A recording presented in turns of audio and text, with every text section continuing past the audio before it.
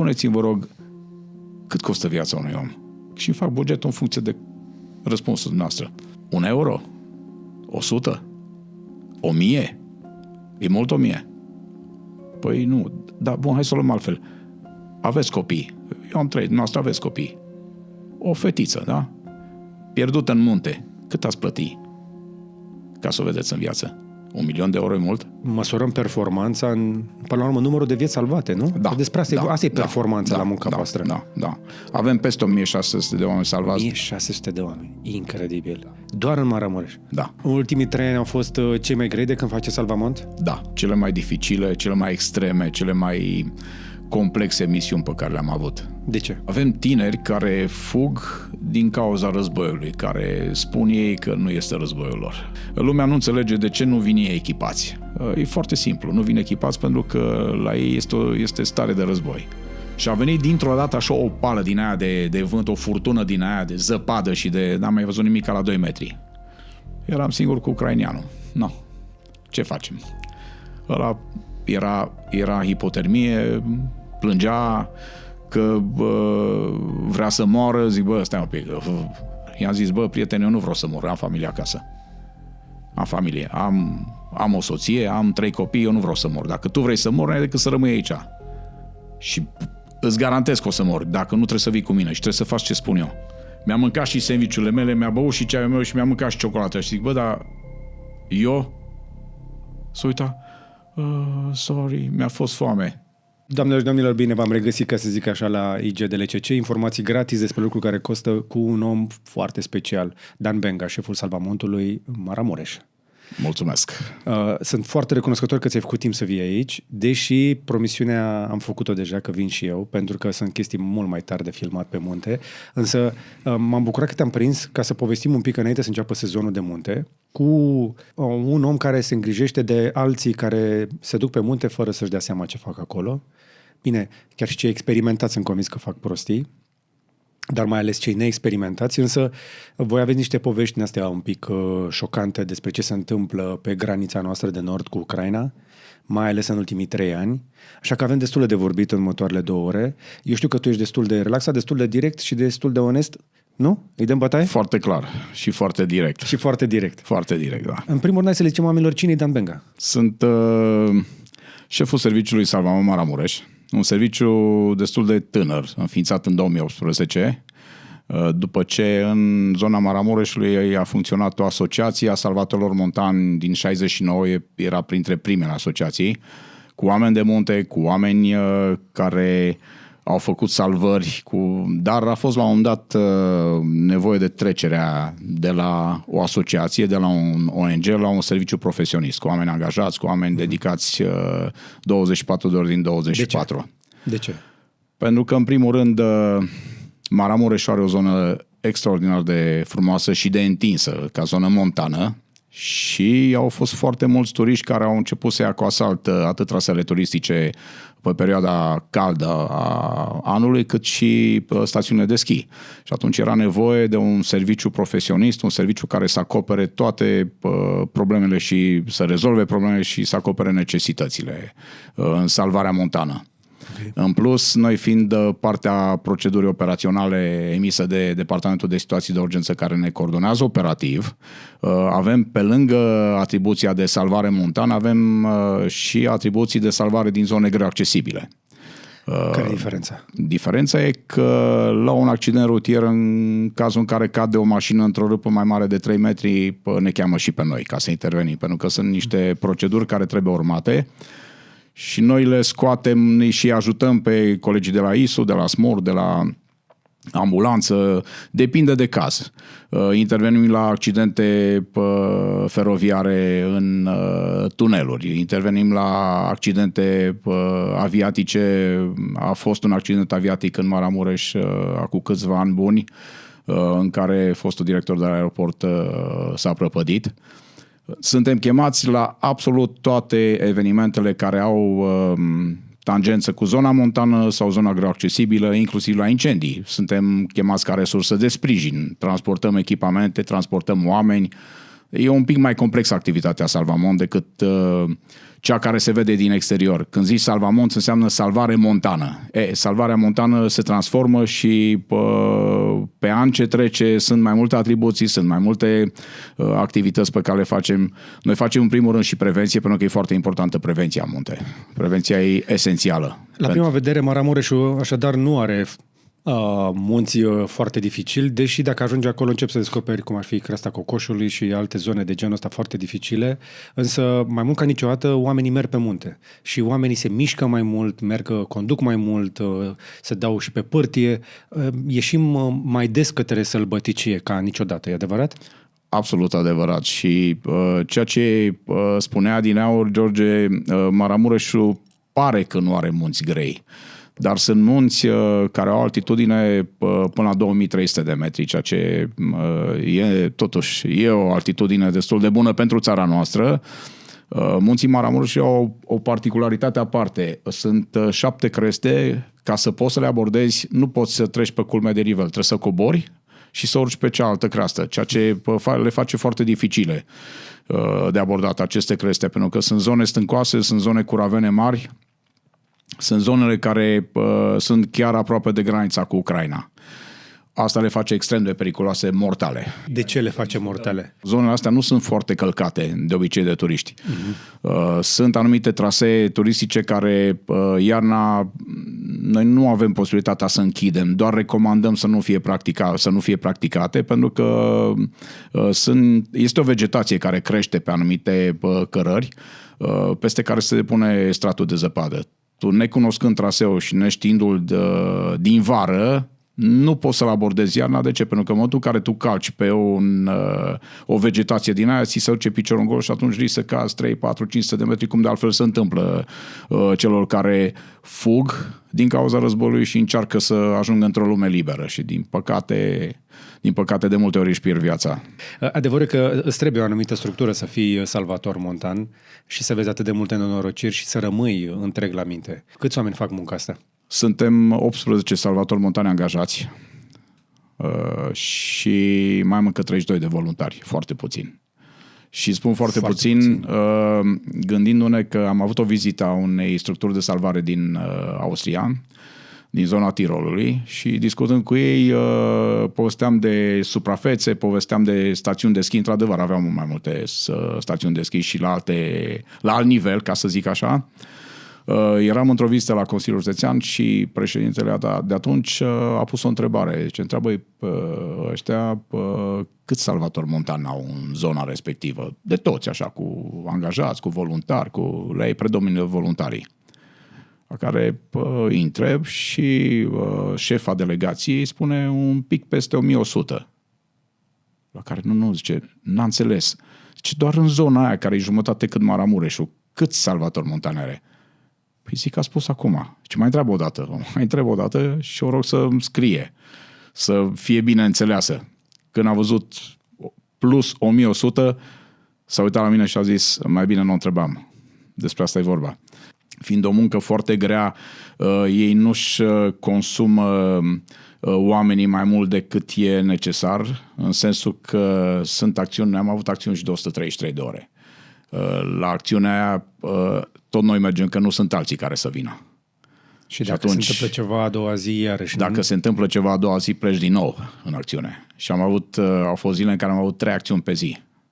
Deci 3 într-o zi, grele, cu scos de persoane decedate. Una e să te cari pe tine pe munte, alta este să cari și echipament și să-l mai și salvezi pe altul. Corect. Aveți ceva de lucru? Avem.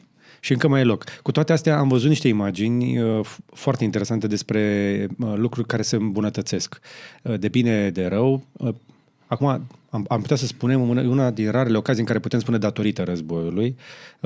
Statul a investit măcar un pic în salvamontul Maramureș și aveți echipament din ce în ce mai bun. Aveți variante de mobilitate, de transport și echipament. Se schimbă și zona asta de salvamont și intervine multă tehnologie acolo din ce am văzut. Da, într-adevăr, avem un sprijin fantastic.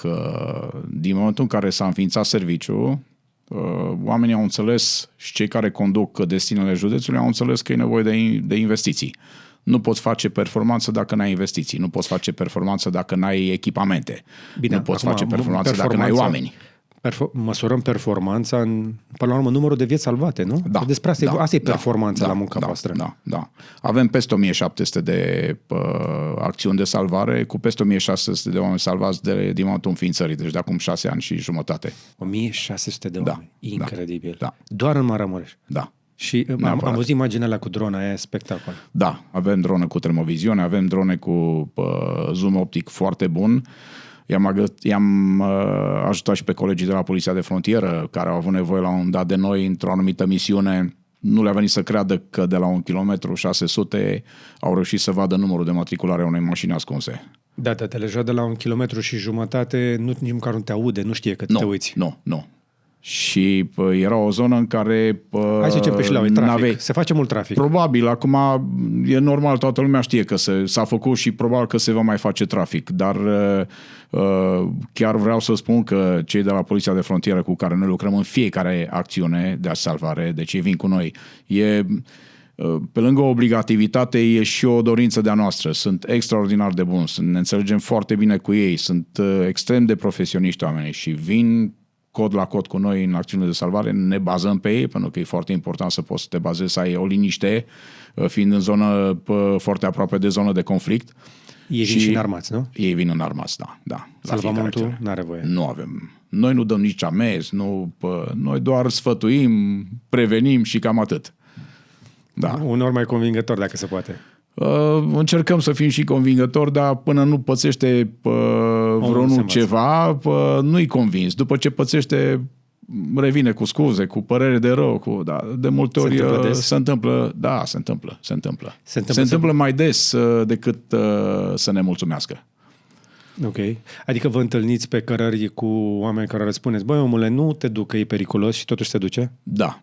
Nu cred. Ba da. Să-i spui cuiva că se duce la risc de moarte și se duce. Se duce. Hai mă că știu eu hai că se echipat. Că ok, bun, da, v-am recomandat să nu mergeți pe traseul ăla pentru că au fost anumite sau sunt anumite aspecte care pot să vă pună viața în pericol. Și pe aia sună la 112. Îmi pare rău. Păi bun.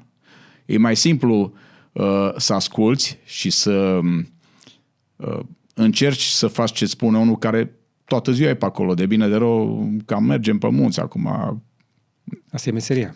Mai mult decât alții și e greu să-l vezi pe unul că nu te ascultă și nu sunăm după jandarmi sau nu facem chestia asta. Încercăm să fim cât se poate de prietenoși și cât se poate de bun cu ei, chiar dacă câteodată unii dintre ei poate ar merita un pic corijați, ca să zic așa, sau cel puțin atenționați. Adică? În momentul în care tu intri pe anumite trasee care sunt clar închise, adică n-ai ce să cauți pe acolo și ți se spune că... De ce se închide un traseu? Hai să explicăm oamenilor. Dacă nu cunoști dimensiunea stratului de zăpadă, dacă nu cunoști posibilitatea de a se produce avalanșă și te bagi acolo și ajungi într-un loc în care la un moment dat nu mai poți să înaintezi, e clar că trebuie să suni după ajutor. Și în momentul în care suni după ajutor, ești întrebat, ți s-a spus, ai sunat? Da, am sunat, dar n-am crezut că e chiar așa. Dar am avut și situații faine, coborând de la creasta cocoșului. De obicei, când mai mergem în acțiuni de patrulare, ne luăm câte un sac cu noi, mai strângem una alta de pe traseu, că mai scapă oamenii. Dar nu scrie acolo că sunteți de la reciclare. Nu, mai scapă oamenii din greșeală. Le scapă. Considerăm că scapă din greșeală. Și mai cu o mânușă în mână și la un moment dat trecea pe lângă noi o familie, un tip cu o tipă și cu un băiețel. Și băiețelul îl întreabă pe tatălui, tati, da, cine-s domnii ăștia? Domnii de la Salvamont. Și ce fac? Păi ce să fac? Uite, strâng gunoaie. M-am uitat cu colegul meu, zic, nu strângem gunoaie, că asta trebuie să facem. Strângem gunoaie pentru că sunt unii care n-au binevoie să-și ia bidonul de plastic pe care l-au dus sus în munte, să-l ia, să-l ducă înapoi acasă, gol. Că e mai simplu să-l duci gol decât să-l cari plin. Mă scuzați. La care doamna, venind, se uită la soțul ei și zice, uite ce proaspeți și ce puternici și ce, uite cum arată. Tu cu burta aia toată ziua stai și bei bere. Noi ne-a șocat. Da? Zic, îi zic la colegul meu, hai să o tem de aici, că deja e o dispută, e o dispută și nu-i bine să ne băgăm. Mai sunt și momente amuzante în meseria asta. Dar s-au mulțit oamenii pe munte. Mai ales de la pandemie, am văzut că s-au mulțit mulți. Mai ales la pandemie și după ce a trecut pandemia, știi că și în perioada pandemiei totuși te lăsa să ieși, nu te lăsa să mergi în zone aglomerate, dar dacă mergeai pe munte, mai erau unii care își mai făceau hârtii, că au de mers în delegații și erau pe munte. Am avut situații când pe Creasta Cocoșului pe weekend erau 400-500 de oameni în drumeție. Pe noi ne bucură.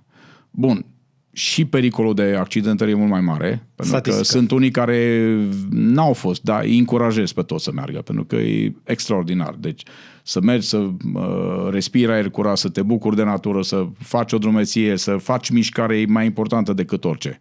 Deci omul de la Salvamont vă spune că e în regulă, veniți pe munte, mergeți pe munte, veniți mai mulți. Da.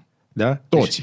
Deci, veniți toți. Toți. Da? Deci Salvamontul nu e aici să vă oprească, că atunci când te oprește, îți recomandă să nu intri pe un traseu, nu o face că nu te vrea acolo, ci e risc pentru tine. Da? Da, și sunt Știu anumite că e banal ce spun, știu că pare banal, dar pentru cei care încă nu sunt obișnuiți cu muntele și care prind acum gust de munte, au început să meargă, au fost o dată de 2 ori, au văzut că nu prea mai merge cu pantofii sport, probabil fac și ei un upgrade la ceva cu o talpă de vibram, nu știu, mă gândesc. Poate că încep să prindă mai mulți oameni curaj, să afle că Salvamontul e acolo să te încurajeze, să te susțină și să te salveze dacă nu te-ai pregătit și nu știi unde te-ai dus. Și încurajezi și pe cei care încep și poate n-au echipamentul necesar, chiar dacă nu e un echipament foarte ieftin, echipamentul de munte.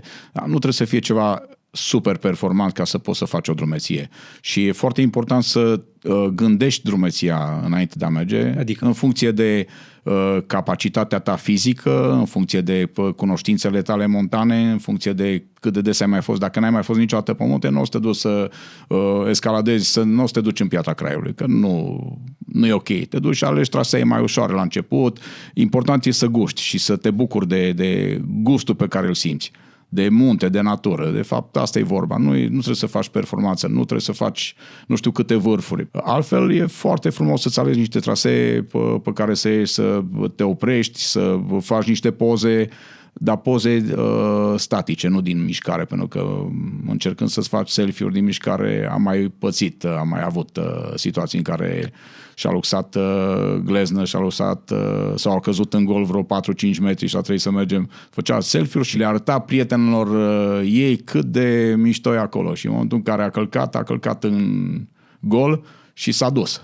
Aoleu. Adică a ajuns la spital destul de șifonată. Da. Deci și asta o problemă. Deci acolo scoți telefonul și îți fugi atenția. Da, corect. Este într-adevăr un job full-time cât ești acolo, de atenție pe unde calci. Adică am pățit recent chestia asta într-o expediție în care era atât de frumos, dar trebuia să mă opresc din mers ca să mă pot uita. Da. Pentru că mi-era frică că mă înghite pământul, efectiv. Mă înghițeau noroaiele alea. Și asta este, pe de-o parte, un pic frustrant, că e atât de frumos acolo, dar trebuie să uiți la picioare. Așa nu poți să mergi așa. Sau te oprești și te uiți. Exact. Și atunci te poți bucura în tihnă. Adică știi că nu... E foarte, foarte simplu să calci greșit. Foarte mulți vara preferă să meargă cu un pantof sport sau care vine sub gleznă. Nu. La munte când mergi e foarte bine să ții un pantof care... O gheată care îți acoperă glezna. Și acum avem ghete mai ușoare ca niciodată, nu ca acum, nu știu, 10, 20, 30 de ani când erau grele. Bocancii de piele sănătoși. Apropo de asta, eu știu că e o vorbă care spune că cel mai mare vânzător de echipament de munte e Decathlon. Te deranjează chestia asta? Nu. Măcar de la Decathlon decât pantofi de alergare. Da, absolut. Trebuie un magazin specializat. Din păcate, uite, revin un pic la partea cu Ucraina. Foarte mulți dintre ei nu înțeleg că pe munte nu se vine în halul în care vin ei cu pantofi de pânză. Adică pantofi sport de pânză. Deci aia îți pune în pericol integritatea corporală, nu neapărat a membrelor. Pentru că în momentul în care tu aluneci și pantoful, respectiv pantoful sport, nu ține glezna, De acolo e ca un carusel, știi, încep problemele, te accidentezi la gleznă, genunchi, cap și nu poți veni cu așa ceva pe munte. Fiecare are dreptul să meargă cum vrea, până simte ceea ce n-ar fi trebuit să simtă. Și spun eu că a doua oară nu o să mai meargă, nici în pantofi cu toc, nici în sandale, pentru că o să-și dea seama că ba mușcat de o insectă și să umflă piciorul dacă e alergic, ba o gleznă îndoită greșit. Da, o gleznă stricată, o fractură, o chestie de genul ăsta, după aia le repari foarte greu. Foarte greu. E mai ieftin să-ți iei o pereche de ghete, Absolut. cele mai ieftine pe care le găsești. Da. Chiar mă gândeam când ziceai de la încălțăminte că, nu știu dacă știi, dar există o clasă întreagă de munțomani care urcă în sandale. Ai auzit de ăștia? Am auzit, am și văzut. Dar există unii profesioniști care urcă într-un fel de sandale de munte, adevărat? Sunt sandale de munte, da. Și știi ce fac? Ei de obicei urcă în sandale pentru că știu traseul, stau foarte bine cu încheieturile, ceea ce e foarte important. Acolo deja, bun, e un exemplu destul de prost pentru aia care nu înțeleg muntele. Pentru că ei sunt profesioniști, ei se duc la cățărat și atunci se duc cu o espadilă, nu poți să mergi cu o espadilă de cățărat să urci pe un traseu turistic. Și atunci ții niște sandale, ții rucsacul în spate, tu înăuntru ai echipamentul de escaladă. Și echipamentul de escaladă, de obicei, un pantof de cățărat e mai mic, cam cu trei numere mai mic, ca să țină piciorul fix într-o anumită poziție, ca să poți să simți stânca. Cei care îi văd pe ăștia mai fac poze, mai fac mișto, dar e bine să-i lăsăm în pace, pentru că ăia sunt dilii frumoși ai muntelui, ăia care se duc să facă efectiv escalada ca sport, îl practică ca sport și atunci n-ai ce să... E o diferență să mergi toată ziua prin clădiri și pe trotuar și pe drum și alta este să mergi toată ziua pe un traseu accidentat, pentru că glezna se antrenează și ea. Absolut, absolut. Noi nu avem, și glezna și noi în oraș nu avem glezna antrenată pentru așa ceva. Nu. Nu m-am considerat niciodată suficient de antrenat, eu am mers numai cu gheată, chiar și pe trasee care puteau fi făcute mai ușor.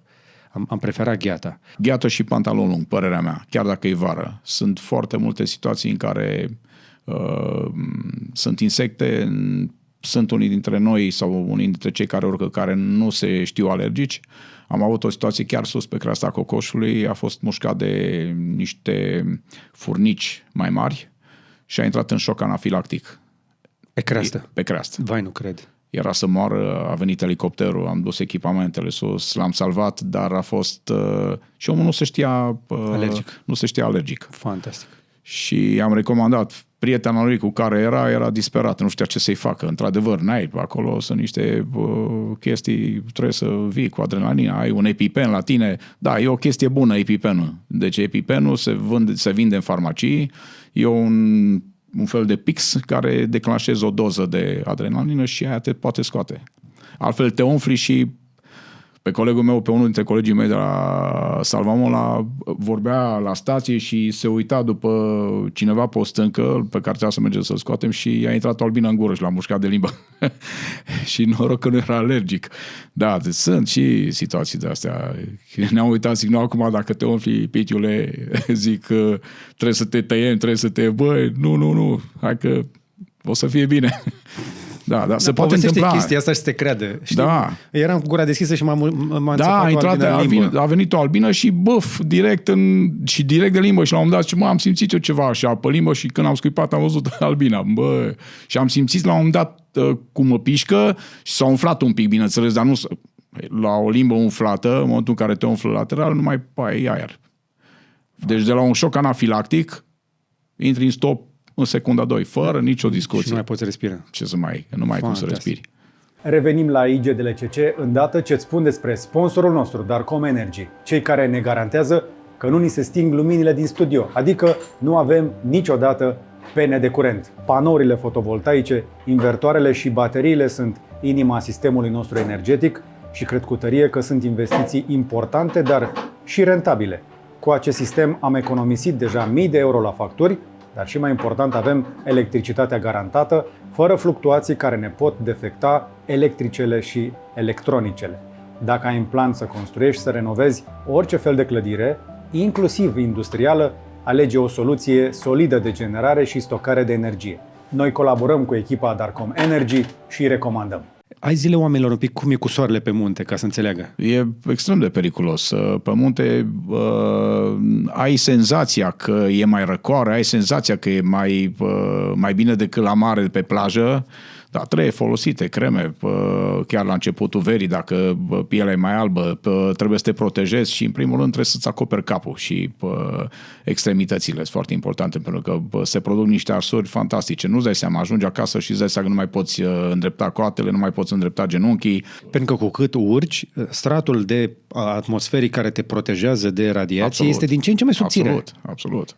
Și radiația, într-adevăr, la munte e mai puternică. Dacă mai prinzi un pic de zăpadă care reflectă, bronzul e garantat, nici nu mai trebuie să mergi la mare. Da. Noi ne mai ducem în pregătire și ne mai ducem la ture pe Pop Ivan prin Toroiaga odată cu sfârșitul iernii, care sfârșitul iernii înseamnă undeva luna mai. Deci noi mai avem zăpadă acolo sus. Și mergem tricouri cu mânecă scurtă, ne mai dezbrăcăm, ne mai dăm cu zăpadă, te bronzezi foarte mișto. Bronzul de munte e foarte fain, e mult mai fain decât bronzul de mare.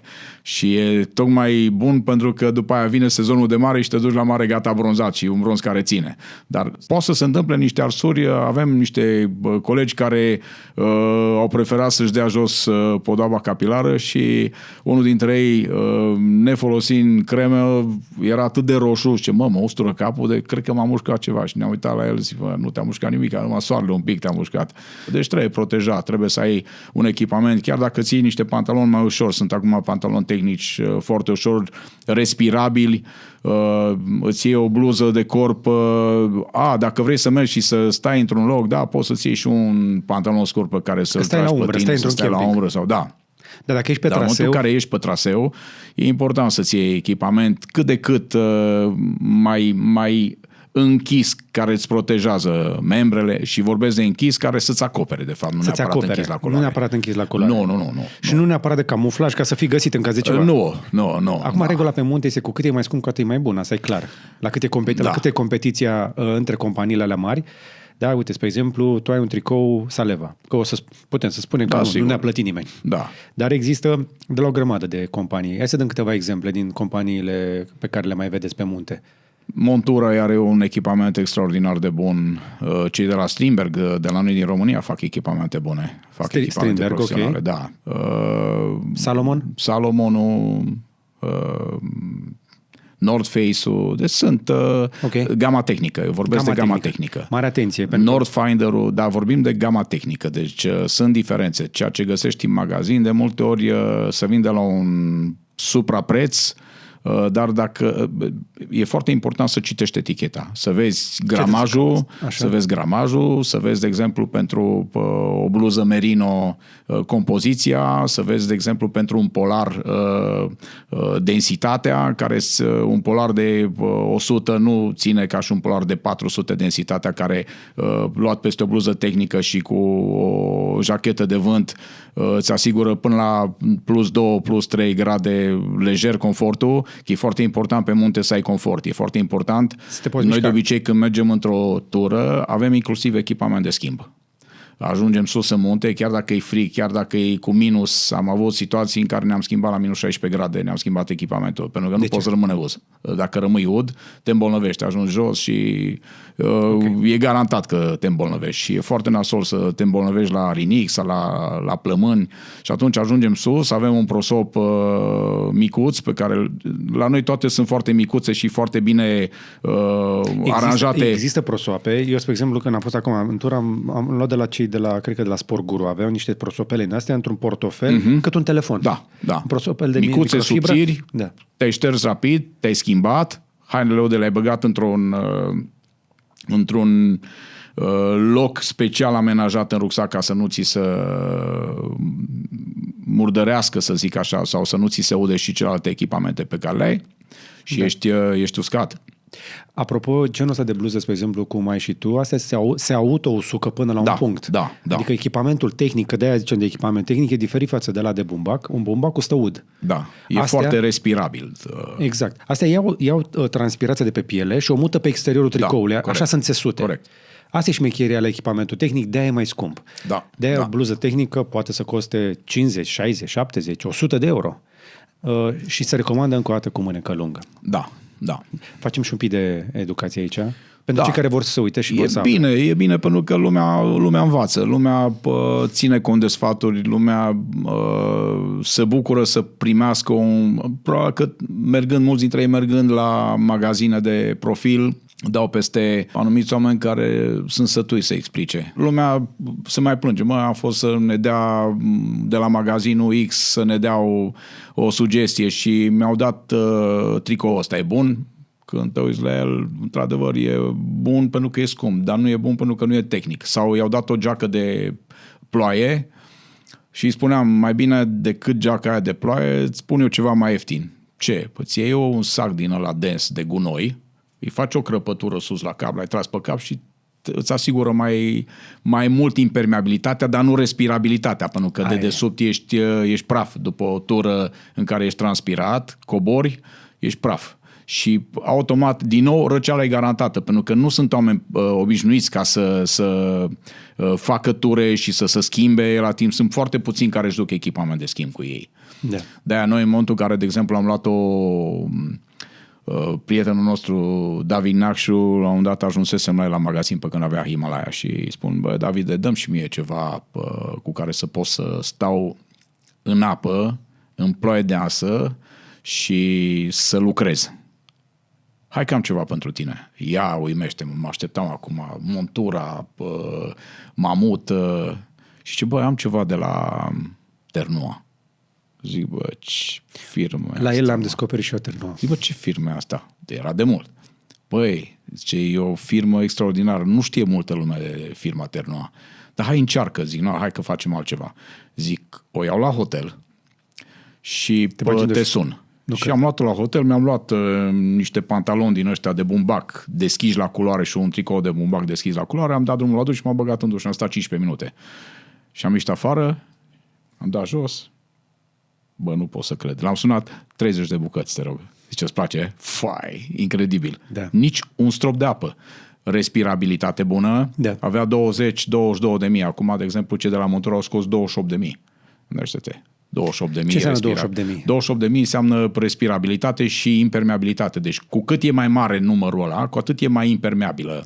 Practic, Gore-Tex Pro, de fapt, ăsta e materialul. Exact. Că este Gore-Tex și este Gore-Tex Pro. Acum sunt firme specializate care au scos Gore-Tex Pro. Poți să stai în ploaie deasă, în ploaie puternică, în furtună și ești uscat. Materialele astea, practic, ca să înțelegeți, pe stratul exterior, dacă vine ploaia de sus, nu poate intra, dar transpirația poate ieși. Funcționează ca o valvă. Exact. Țesătura e ca o valvă care funcționează într-un singur sens, către exteriorul țesăturii, iar gecile de Gore-Tex au o durată de viață garantată destul de scurtă. Scurtă și necesită o îngrijire specială. Sunt anumite soluții de spălat, sunt anumite mașini de spălat care spală Gore-Tex-ul, pentru că își pierd proprietățile și atunci n-ai făcut nimic. Ai luat și nu sunt nici foarte ieftine.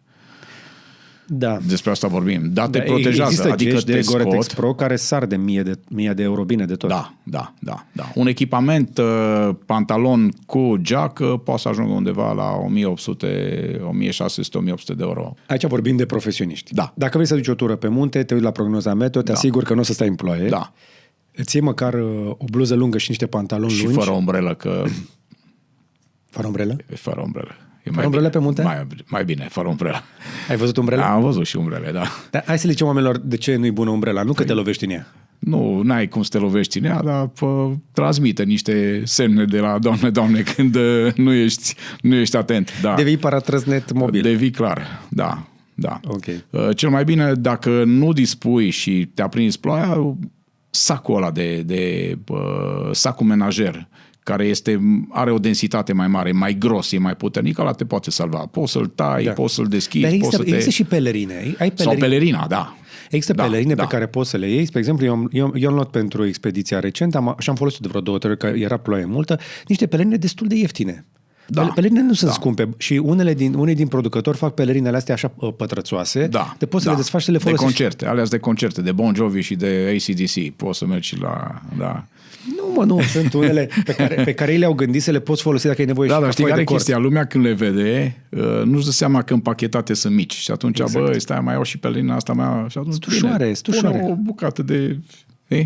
un sac menajer. Dar pelerină, luați-vă pelerină pe munte. Da, pelerina e foarte bună pe munte. Dar bețe nu recomanzi? Ba da, bețele sunt bune. Bețele sunt bune pentru trekking, în momentul în care, bun, acum, dacă vezi că a pornit ploaia și te ascunzi, te adăpostești, nu stai cu bețele în aer ca să atragi curentul. Lucrurile... Bine, acum depinde ce fel de bețe ai, că dacă ai dat iarăși bani sunt mulți... și bețe de carbon, sunt bețe, dar încă o dată, pentru cei care fac asta ca hobby și o fac o dată pe lună, nu se justifică neapărat o investiție de genul respectiv. Eu de gura lui David am mers cu bețe. În ani de zile am mers fără bețe, când ziceam, n-am eu nevoie de bețe, fii serios. Și te ajută, deci să știi că te ajută foarte tare, inevitabil te ajută. La Urcuș am simțit că am urcat cel puțin o treime cu bețele, nu cu picioarele. Da. Și la coborâre. Să știi că e mai greu și de multe ori accidentele se întâmplă la coborâre. Marea majoritate a accidentelor se întâmplă la coborâre. E ceva mai rău decât o coborâre abruptă, nu există. Da, știi cum e? Ai ajuns în vârf, organismul se relaxează, mușchii se relaxează, gata, sunt aici și încep problemele la coborâre, îți mai alunecă piciorul, îți fuge genunchiul, dacă mai ai și niște probleme pe care nu le cunoști la ligamente, la tendoane, acolo se produce inevitabilul și sunt urmări destul de ciudate după aia, pentru că sunt orteze care să pun refacere. Vedeți mai multe accidente la coborâre sau la urcare? La coborâre. La coborâre, nu? Multe, da, sigur. De asta mi-era teamă. Sunt niște studii care vorbesc despre problemele de musculatură anterioară pentru partea asta de coborâre. Da. O să devin foarte puțin tehnic aici, cât să le spun oamenilor că există studii care arată o legătură directă între speranța de viață și cât de dezvoltată e musculatura aia. Adică musculatura pe care o folosești când cobori de pe bordură, când cobori scara, când cobori muntele. Musculatura aia noi nu o antrenăm. În viața zi cu zi n-ai la ce să o lucrezi. Da. Adică cei mai mulți dintre noi evităm scările și asta este un mare păcat pentru că este singurul mod solid în care îți poți antrena musculatura asta. Și cei mai mulți descoperă că nu mai au mușchii aia pentru că se topesc la bătrânețe când coboară din autobuz. Da. Sau de pe o bordură, cad, pentru că nu mai au capacitatea de a frâna coborârea, cad, fac o fractură. Da, se întâmplă lucruri... Și din momentul ăla poți să faci un infarct de la o fractură. Da. Așadar, antrenați-vă pentru coborâre, nu neapărat pentru urcare, pentru că iată e mai periculoasă, se confirmă de la sursă. Da. În rucsac nu trebuie să ai multe lucruri. Am vorbit de o pelerină, apă... Echipament de schimb ce avem noi, să ai un baton proteic eventual pe care să-l folosești. Da, apa e necesară, dar nu foarte mult apă, că nu o să bei și mai găsești izvoare pe traseu ca să-ți mai alimentezi un pic... Dar recomanzi apa de pe traseu? Mie mi-e frică de apa. Eu mă zic că la Burtoată în Bucegi. N-am avut probleme până acum, de sincer. Sunteți voi antrenați? Acum, cel puțin poate și stomacul e antrenat și încercăm să găsim surse de apă. Dacă e apă curgătoare și nu vine dintr-o zonă locuită, n-are cum să fie rea. Uite, eu am găsit o soluție. Am luat în ultima expediție, am găsit de la elvețienea de la Catadin niște filtre din astea care îți filtrează apa din orice sursă. Aia, da, bun, dacă... Dar e mic, e o chestie mică, e tot așa, e o chestie foarte compactă, e mai mic decât paharul ăsta. E efectiv o pungă cu un filtru mic la cap, umpli punga... Alea iară deja sunt niște echipamente profesionale. Au și un pai pe care să-l folosești în momentul în care mergi și nu vrei să te mai oprești, că vrei să tragi o gură de apă, deja înseamnă niște investiții care încă 20 de euro. Păi da, asta zic. 20-30. Înseamnă niște investiții pe care poate un om care se duce prima, a doua, 3 ore la munte nu o să le facă. Atunci ții apă îmbuteliată sau ții așa? apă îmbuteliată, ții un bidon de plastic și l-a duci pe tu înapoi, sigur că dacă nu vin băieții de la Salvamont sau, cine o fi pe acolo să-l mai... Cremă cu factor de protecție, am zis, poate un fluier? Fluierul e important. E important pentru animale sălbatice, e important pentru cei cu care ești. Ajută fluierul la animale? Ajută, da. În momentul în care faci un pic de gălăgie, animalele se sperie, chiar dacă ești în habitatul lor, pentru că noi mergem la ei acasă, nu ele vin la noi. Și atunci e foarte important să semnalizezi și să semnalezi prezența. Pe de altă parte, în momentul în care te desparți de grup și te-ai rătăcit și nu mai știi unde sunt, degeaba strici. S-ar putea ecoul ăla să nu fie... Dar fluierul, tu nu poți striga atât de tare pe cât decibeli scoate un fluier bun. Și atunci te pot auzi oamenii sau dacă ai o problemă și vine echipele de salvare la tine în momentul în care fluieri, e ca și pe Titanic când ăla era pe plută și fluiera ca să-l găsească, ea era pe plută și umbla să o găsească noaptea, fluiera. Deci un fluier e bun. N-aș recomanda spray-uri de urs și alte chestii, pentru că au venit 3 tipe de la Cluj, de la noi Maramureș, foarte faine fetele și foarte distrate așa și distractive. Și au zis să știți că am fost la magazinul ăla de arme și ceva magazin de vânătoare și ne-am luat niște spray-uri de urs. Bravo! Putem să vi le arătăm? Sigur, dar nu are foarte multă importanță. Păi e zonă de urs aici, am citit. Da, e zonă de urs, dar traseul pe care mergeți e foarte circulat și nu prea cred că o să fie probleme. Ok, dar uitați ce spray-uri de urs ne-am luat. Și au scos niște spray-uri subțiri, cam cât degetul mare de gros, așa erau de subțiri, și mai alte. Și m-am uitat la ele, știi? Și un coleg de-al meu zice, cu alea puteți să vă dați sub braț, să mirosiți frumos, că rest nu are niciun efect. Păi cum, dar au fost o grămadă de bani. Păi da, voi n-aveți la Salvamor spray de urs. Avem. Și uite așa e, cam cât paharul de gros și înalt. Și declanșează undeva la 15 metri. Dar acolo trebuie să știi cum să faci, pentru că au fost cazuri în care au avut spray-uri de urs, au dat, vântul bătea din față și le-a făcut mai mult rău decât... și nu era urs, că era de fapt un câine ciobănesc, ei au crezut că e urs, au dat cu spray-ul să-l sprayeze, ăla era la vreo 30 de metri și îți dai seama după aia, ca mustură, spray-ul ăla ca mustură. Păi cu piper. Da. Asta mai înțeleg. Deci spray, dar trebuie să știi ce faci cu el. Trebuie să știi ce faci cu el și trebuie să-ți iei, dacă tot vrei să-ți iei și mergi în zone destul de ciudate, în primul rând nu mergi singur. E cea mai mare greșeală să mergi singur. Mai sunt care merg singuri, sunt temerari din ăștia care se duc singuri în drumeții. Sunt alergători și atunci ălora n-ai ce să le spui, pentru că ei alergă pe anumite trasee bine stabilite, dar în momentul în care te duci într-o drumeție, nu te duci singur, nu? Te duci, sunteți mai mulți, vorbiți. Acum, știi că o să zice că urli ca în pădure. Da, dar zgomotul pe care îl provoci alungă animalele. Ele se sperie în general de oameni. Nu atacă. Cel mai nasol e în momentul în care nimerești între pui și o ursoaică. Atunci ești aranjat. Deși am auzit povești, m-am întâlnit la un moment dat pe munte cu 2 tipi care mi-au spus că în ultima oră au stat și s-au jucat așa cu ursul care se tot ținea după ei. Uh-huh. Adică mai există și urși curioși. Dar de cele mai multe ori, animalele sălbatice evită ele oamenii pentru că le este mai frică lor de noi decât nouă de ei. Da. E adevărat. Pentru că noi suntem într-adevăr un predator mai dur. Dacă sunt flămânde animalele, dacă nimerești într-o ursoaică și pui ei și nu te retragi, cea mai bună variantă este să te retragi cu fața la animal, încet, fără să faci mișcări bruste și te lasă în pace. În momentul în care te duci, ai scos telefonul, ai făcut o poză, ai declanșat un blitz, consideră ca un gest de atac și atunci riști foarte mult. Avem niște poze făcute de-a lungul timpului cu oameni care au fost mușcați de urs și credem că nu arată bine. Ziceai de 3 fete. Au mai mulți oameni tineri totuși care pleacă în drumeții și nu doar drumeții scurte, și drumeții de mai multe zile. Da. Eu am cunoscut o fată, spre exemplu, care la 12, 13, 14 ani a plecat cu fratele ei, tot așa 18 ani, 3 zile prin munți. Da, mișto. Mișto? Da. Recomanzi? Da. Cu cortul? Cu cortul, e foarte fain. Ok.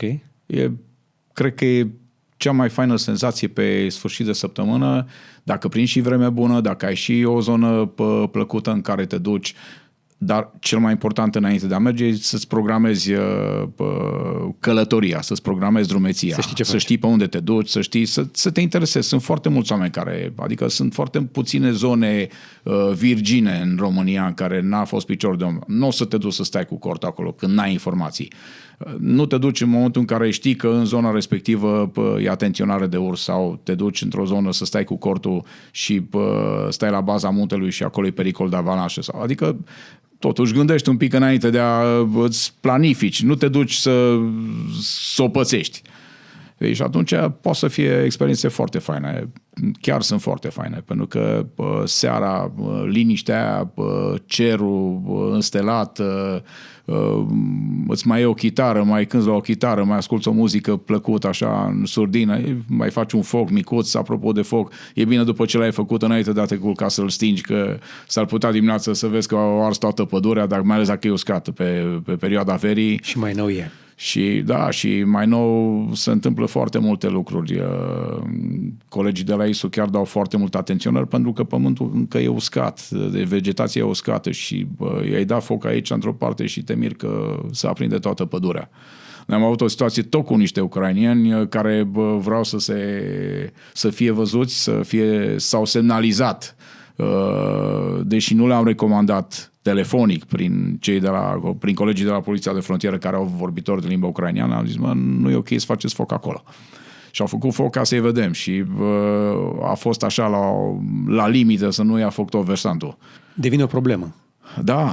Incendiile de pădure în emisfera noastră, în zona asta climatică, încep să devină o problemă. Mie mi-e teamă ce va fi anul ăsta în vară. Bun, te-ai dus, ai făcut un foc mic, de-aia toată lumea zice că e interzis să faci foc în pădure și nu e interzis de acum, e interzis de pe vremuri. Știm foarte bine când ieșeam în drumeții, erau acele plăci metalice prinse de copac și scria interzis focul în pădure sau ceva în genul ăsta și te pedepsea conform, erau amenzi. Păi e interzis pentru că în momentul în care arde vegetația, aia nu mai poți opri.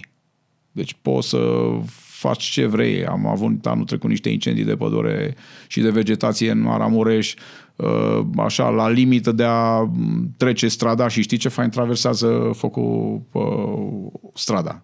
Dacă este un pic de vânt, ne uitam cum ardea și ardea. Deci era vegetația aia, huciul ăla care ardea puternic, erau săracii pompieri care se luptau cu focul și pariurile erau că trece în 10 minute, în 15 minute, în 20 minute, dar era șosea lată, șosea asfalt. Și la un dat am văzut cum s-au prins niște, din cauza focului, știi? Deci din cauza vântului. S-au prins niște bucățele de paie de pe margine, niște vegetație uscată și brusc dintr-o dată a izbucnit. Incredibil. E ca și cum ai turna vara, mai ales când e secetă, e ca și cum ai turna benzină pe ceva și după aia ai dat cu chibritul. Așa arde. Mie mi-e teamă că o să vedem în vara asta incendii foarte, foarte nasoale de pădure la noi. Îmi pare rău să spun, nu vreau să par prăpăstios așa, dar sincer mi-e frică de chestia asta. Pentru că vom distruge destul de multă pădure și pădurea crește foarte greu la loc și pădurea practic ea menține umiditatea în zone care altfel se usucă mai repede. Plus că adăpostește animalele care, săracele, nu se pot proteja, adică le expunem fără să ne gândim la ceea ce facem. Adică o chestie banală poate să producă o tragedie și din păcate se întâmplă lucruri de astea. Destul de teorie. Hai să vorbim de Ucraina. Vorbim. Ultimii 3 ani au fost cei mai grei de când face Salvamont? Da. Au fost cele mai dificile, cele mai extreme, cele mai complexe misiuni pe care le-am avut. De ce? În momentul în care tu iei legătura prin 112 cu o anumită persoană care spune că e pe munte, refuză, la început refuzau să-și dea locația, sunau de pe tot felul de telefoane. Am avut telefon din Canada care a fost anunțat de cineva din Austria că e un om care a trecut frontiera și să mergem să-l salvăm că a căzut într-o râpă. Păi de ce nu sună la 112? Că are era semnal. frică să nu fie interceptați, pentru că în zona de frontieră e foarte aproape poate să-ți intre 112 Ucraina. Și având vorbitor de ucraineană și în România, nu mai știi cu cine vorbești. Și s-ar putea să-ți spună, da, hai, retrage-te un pic, știm unde ești, te-am văzut, vină mai în spate un pic. Nu mai poți să ții cont, nu ai o hartă foarte bine... Hai să explicăm un pic, să setăm un pic, să înțeleagă oamenii mai clar care e de fapt problema. Avem fugari din Ucraina care trec munții în România. Da, avem tineri care fug din cauza războiului, care spun ei că nu este războiul lor. În proporție de 99% repetă obsesiv chestia asta, că nu e războiul lor, nu vor să se implice în așa ceva, își lasă familia, își lasă prietenii, își lasă frații, își lasă copiii care au copii minori și pleacă, fug. Efectiv fug ca să nu fie incorporați, să nu fie trimiși pe front. Am avut situații în care spuneau, domnule, nici n-am văzut în viața mea o armă, ce să mai pun mâna pe ea? În momentul în care m-au luat de pe stradă și m-au dus la incorporare, mi-au pus arma în mână, mi-au spus trebuie să merg să lupt pe... Cu ce să rugă? Nu știam cum să bag glonț pe țeavă, să armez, să... Asta e o situație de panică în ceea ce îi privește și atunci la panică cum reacționezi? Panicat fiind. Fugi. Încerci să pleci, încerci să dispari. Și singura modalitate era înot prin Tisa sau pe munte. Și mulți au ales să fugă, să treacă pe munte. Au fost și cei care au trecut prin Tisa. Acolo, din câte am înțeles, sunt niște role din astea de sârmă ghimpată pe margine și în momentul în care sari în apă mai sunt niște role și în apă și dacă ai trecut de primele caz și ești blocat în următoarele, apa provoacă un șoc termic mult mai puternic, pentru că e șocul momentului și dacă tu ești încălzit, ai alergat, ai trecut, ai sărit în apă, n-ai neopren pe tine, s-o terminat. Și de obicei nu vin neopren pentru că lumea nu înțelege de ce nu vin ei echipați. E foarte simplu, nu vin echipați pentru că la ei este stare de război.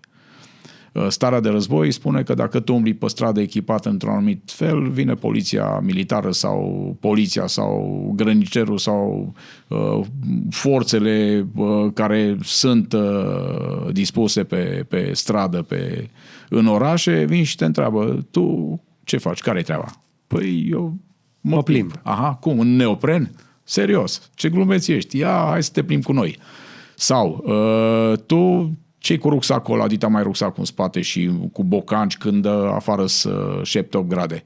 De-aia de multe ori ne gândeam, dar voi n-ați avut o pereche de bocanci, veniți în pantofi sport de pânză, care odată la contact cu zăpada și cu suprafața zăpezii, să taie, să rup. Și umbli desculți. Și nu știu dacă ți-am arătat pozele alea ce înseamnă la 24 de ore un picior desculț prin zăpadă și prin frig. Nu știu dacă să dăm imagine. Degerat, amputat. N-ai nicio șansă.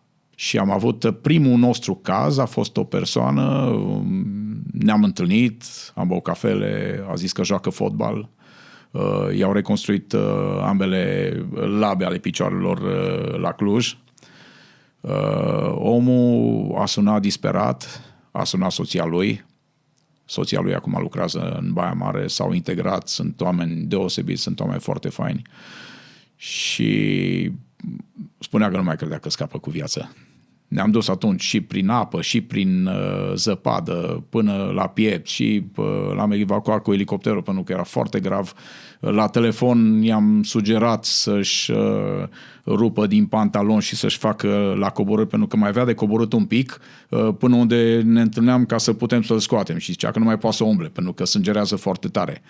Și am întrebat câte perechi de pantaloni ai pe tine. Păi 2, am o pereche de pantaloni de corp și o pereche de pantaloni de doc. Noi ia pantalonii de doc și decupează-i până la genunchi, rupe-i cu ceva, nu știu, păi n-am cuțit la mine, ok, ia o piatră ascuțită, ia o creangă, bagă-ți în pantaloni și rupe-i ca să-ți faci niște tălpici, ca să poți să calci pe zăpadă, că-ți nenorocești, oricum și le-a nenorocit, na, din păcate. Și a sfârșit cu degerturi severe, n-a avut 24 de ore în munte, în stilul ăla, în halul ăla cu niște pantofi sport de pânză, avea ciorapi, s-au rupt, deci s-au rupt pantofii de pânză, s-au rupt ciorapii și a rămas în tălpile goale. Și de acolo a fost nasol. L-am evacuat cu elicopterul, l-am salvat, era în hipotermie 35 34,35 de grade avea temperatura corpului, mai puțin de 24 de ore. Nu, la limită l-am scos pe unul în luna decembrie, care avea 30, aproape 31, 30,8 grade și trăiește. Cu degetele membrelor superioare amputate, dar trăiește. Alea se pot reconstrui. Important e inima să bată și creierul să fie funcțional. Da. era inconștient, acolo sunt niște proceduri pe care trebuie să le faci. N-ai voie să-l încălzești decât 1 grad pe oră, gândește-te în munte cum calculezi gradul ăla pe oră ca să poți să-l încălzești. De-abia în mediul controlat în spital poți să-l încălzești 1 grad pe oră în momentul în care ai toate dispozitivele și toată aparatura. Noi ne-am dotat foarte bine, ne-am luat și roboți de compresii toracice, pentru că în momentul în care noi coborâm din munte, nu poți să stai pe targă să-i faci compresii toracice victimei. Ori, ca tu să poți să salvezi, să n-ajungă în scaun cu rotile sau ce legumă, trebuie să faci compresii toracice atâta timp cât omul este inconștient. Atenție, trebuie să fie inconștient. În momentul în care tu îi faci compresii toracice, creierul e oxigenat. Și îi dai o șansă să trăiască și să-și revină. Dacă tu nu-i faci compresii toracice, omul ăla... Deci, împreună cu colegul nostru de la SMURD, am avut o acțiune în care el a repornit o inimă după 48 de minute. Pentru că a insistat soția victimei. I-a spus, n-ați făcut niciunul compresii toracice, a stat și v-ați uitat la el. În loc să vă apucați să-i faceți acele compresii esențiale. Și aici, ca să fac o paranteză, ar fi cea mai bună variantă ca Ministerul Sănătății împreună cu Ministerul Educației să facă curs de prim ajutor de la clasa 0, clasa 1. Crede-mă că noi am făcut și am avut acțiuni și la grădinițe și la copii mici și știi ce repede prind și ce repede învață. Și esențial. Deci aia îți poate salva viața. Păi alea 4 minute, nu? Da. Ai zis tu despre ce e vorba. Da, e vorba de... Bun, oxigenarea creierului până la 7 minute poate să dureze. Dacă timp de 7 minute maxim nu e oxigenat creierul, ești legumă. Poți să uiți, după aia poți să vină cu toată aparatura din lume, că nu mai are ce să-ți facă. Și după 48 de minute? După 48 de minute a repornit inima, dar era legumă. Și omul a stat 6 luni conectat la aparate și soția lui dintr-o brunetă drăguță a ajuns o căruntă și a zis, ați avut dreptate atunci. Am greșit și trebuia să facem și era mai bine să fi murit pentru că omul nu mai avea... Deci avea inima pornită, dar era conectat la aparate. Dar a mai fost o altă chestie, tot povestită de colegii noștri de la SMURD. A fost un stop pe un teren de fotbal. Un tânăr de 30 de ani a făcut un stop. Intrând în stop, au sunat la SMURD. Era elicopterul, s-a dus elicopterul acolo până s-au strâns, până a urcat medicul, până și-au luat aparatura, au zburat, ei se gândeau, sunt 40 de minute, n-avem nicio șansă, era mort. Când a ajuns acolo, echipele erau aliniate și fiecare făcea tot la 1 minut compresii și se schimba. Ăla, a doua zi, stătea în spital și citea în ziar cum era să moară și acum e bine, mersi, până că i-a oxigenat creierul. I-au repornit inima și băiatul a doua zi dimineață era ok, a fost externat după vreo 3 zile sau 4 zile. Cu stop.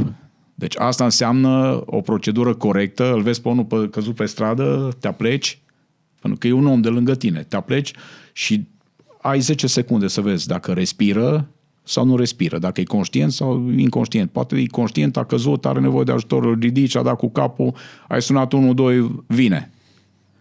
Dacă îl vezi că nu respiră și e inconștient, te apuci și îi faci compresii toracice și îl pui pe unul, strigi după unul pe stradă, vino și sună la 1-2 să vină ambulanța rapid și îl chem pe ăla după aia, hai schimbă-mă tu că mă dor brațele. 2 minute de compresii toracice corecte, îți spun eu că te dor brațele vreo 2-3 zile dacă le faci corect. Alea țin în viață un om care ulterior poate să-ți mulțumească că atunci s-a născut a doua oară. Și să revin, noi avem aparatură specială, avem robot de compresii toracice care îți face timp de 7 ore pe o adâncime, pe o amplitudine, compresii toracice corecte. Alea deja sunt utilaje sau sunt echipamente medicale specializate care ne ajută pentru că noi trebuie să cărăm o targă. Noi în momentul în care îl punem pe ăla în targă și sunt minus 10 grade afară, e foarte nasol ca să te apuci să stai pe el și să în coborâre, gândește-te că ăla are o greutate. te mai pui și tu, colegii tăi, e cam greu să care aproape 200 de kg și tu nu poți face, la coborâre nu e ca și cum te-ai plimba pe stradă. Și atunci am decis să achiziționăm niște echipamente super performante cu defibrilatoare, cele mai mici defibrilatoare de la Schiller care încap într-un buzunar și care sunt vitale. Avem niște monitoare de funcții puțin mai mari decât telefonul. Eu sunt tare curios când o să vină dronele alea care pot coborî oamenii în 2 minute. Da, că elicopterul vine și elicopterul, dar vine greu și nu vine tot timpul. Da. Noi avem drona asta pe care am achiziționat-o anul trecut în toamnă, care ne care echipamentele în munte. Iar e foarte important. Oamenii care sunt echipați de prim răspuns poate să urce cu rucsac, cu lucruri minime la ei și cu o telecomandă. Acea a doua telecomandă, iar cel de la bază, prin stație, vezi că am lansat drona unde sunteți și vine tot echipamentul. Nu mai trebuie să cari echipamentul. Echipamente, și vorbim aici de echipamente de 15, 20, 30, 40 de kilograme, pe care dacă le cari îți îngreunează și te întârzie un pic în tentativa de a ajunge la cineva. Plus că e foarte important ajungând la victimă. Tu ții legătura prin stație. Băi, n-am nevoie de robotul de compresii toracice, care are o greutate. Trimitem doar o fașă și trimitem o vacumatică, că omul e conștient, n-are sens să-mi trimiți echipamentele. Și atunci îți trimite exact echipamentul de care ai nevoie. Bun, e o variantă, poate să fie o variantă ajutătoare că nu mai cari tot echipamentul ăla pe care l-ai. Echipamentul nostru undeva cu corzi, cu iarna, cu pioleți, cu colțar, cu ce mai are, ajunge undeva la 12, 13, 14 kg. Și să mergi vreo 6-7 ore cu greutatea aia în spate, în urcare, e destul de mult. Plus tărgile care se rup, acele UT-uri se rup în două și se care de 2 colegi. Fiecare face cu schimbul. Ai cărat jumătate de oră, vine următorul. Ia care altă jumătate de oră. De ce? Pentru că tărgile alea sunt foarte bune pentru evacuare. Tu nu poți să-l aduci pe brațe pe omul ăla. Acolo, dacă ai de făcut o tiroliană, trebuie să ai o targă. Trebuie să ai niște sisteme de prindere. Dacă ai de traversat un râu, nu poți să-l cari pe ăla să-l tărăși prin râu. Inclusiv persoanele decedate, ucrainienii, pe care îi scoatem tot cu tărgi speciale, îi scoatem, pentru că totuși oameni. Da. Am văzut niște imagini de la o exercițiu ăla de pe creastă, cu targa, să cobori în rapel cu targa aia, mi se pare. Ne antrenăm și încercăm să ne punem în cele mai dificile situații în momentul antrenamentului, ca, pe urmă, în cazuri reale, să ne fie mai ușor. O să-ți povestesc o situație, asta e o situație care mie mi-a rămas și o să-mi rămână până o închide ochii definitiv în minte, pentru că în ajunul Crăciunului 2022 am avut un apel de urgență, era ora 3 și 14 minute, 15 și 14 minute. Dimineața? Nu, la ora 3 după masa. Okay. Și ne-au spus că sunt 11 ucraineni care au traversat frontiera. Câțiva dintre ei sunt într-o situație extrem de delicată din punct de vedere medical. Unul a căzut, are piciorul rupt, pe munte o fractură deschisă la minus 20 de grade, e mortală. Și mai sunt 2 care se simt rău din cauza altitudinii, unul are mețeli, altul vomează. Deci a fost momentul în care am știut când plecăm de acasă și n-am știut când mai venim. A fost un moment extrem de dificil. Ne-am dus mai multe echipe, a fost echipa de prim răspuns, am fost echipele de suport. Am reușit să coborâm în prima noapte până a doua zi dimineață. 2 dintre ei erau răspândiți. Asta era, dacă erau grupați, era mai ușor pentru noi. Erau răspândiți. Unul dintre ei avea tatăl sus, care a zis că dimineața cum dormeau, s-au strâns unul în altul ca să se încălzească și taică-s s-a ridicat la un moment dat și ce n-am avut puterea să mă duc să-l opresc, a zis că merge până în bucătărie să-și ia un par cu apă. Era hipotermie, într-o hipotermie severă, lucrurile care îți vin, în primul rând ce-ți vine să faci, sunt unii oameni care le vine să se dezbrace. Te simți încălzit, te simți în forță, te simți... Aici n-a fost cazul, dar l-am găsit undeva la vreo 40 de metri mai jos, înghețat, bocnă, mort, pe care trebuie să-l coborâm. Fiul lui era mai jos, înghețat de asemenea, dar a avut norocul că a stat cu ceilalți și s-au încălzit unul de la altul. Și a început o acțiune care, în urma căreia și acum retrăiesc momentele alea. A venit ziua de duminică când am mai scos încă unul. Ziua de luni am mers să mai scoatem încă 2, care erau căzuseră de sus de pe un vârf, pe o stâncă, undeva cam dublu cât e masa asta.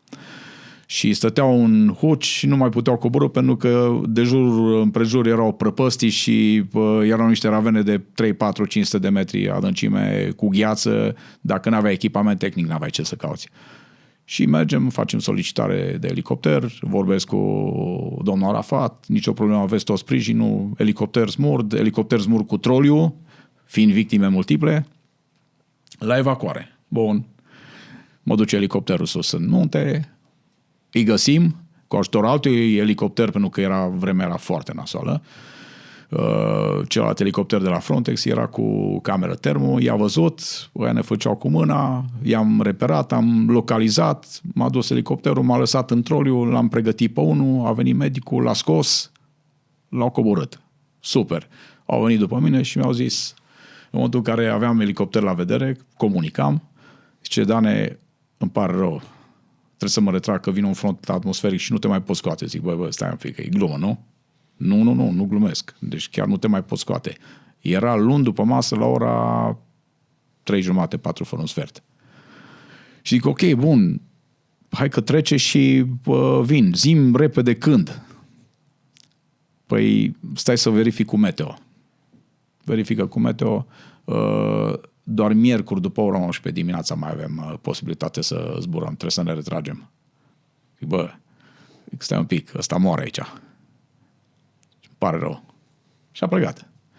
N-avea ce să facă. Punea în pericol echipajul, punea în pericol aparatul. Și în momentele astea renunți. Adică te retragi, că n-ai cum să dai elicopter de... Și a venit dintr-o dată așa o pală din aia de vânt, o furtună din aia de zăpadă și n-am mai văzut nimic ca la 2 metri. Eram singur cu ucrainianul. No. Ce facem? Ăla era hipotermie, plângea că vrea să moară, zic, bă, stai un pic.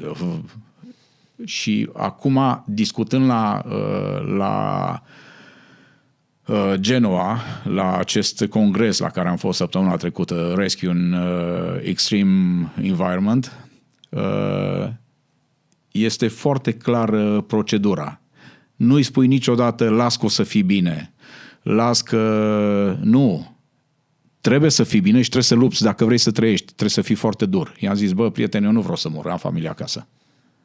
Am familie, am o soție, am 3 copii, eu nu vreau să mor. Dacă tu vrei să mor, n-ai decât să rămâi aici.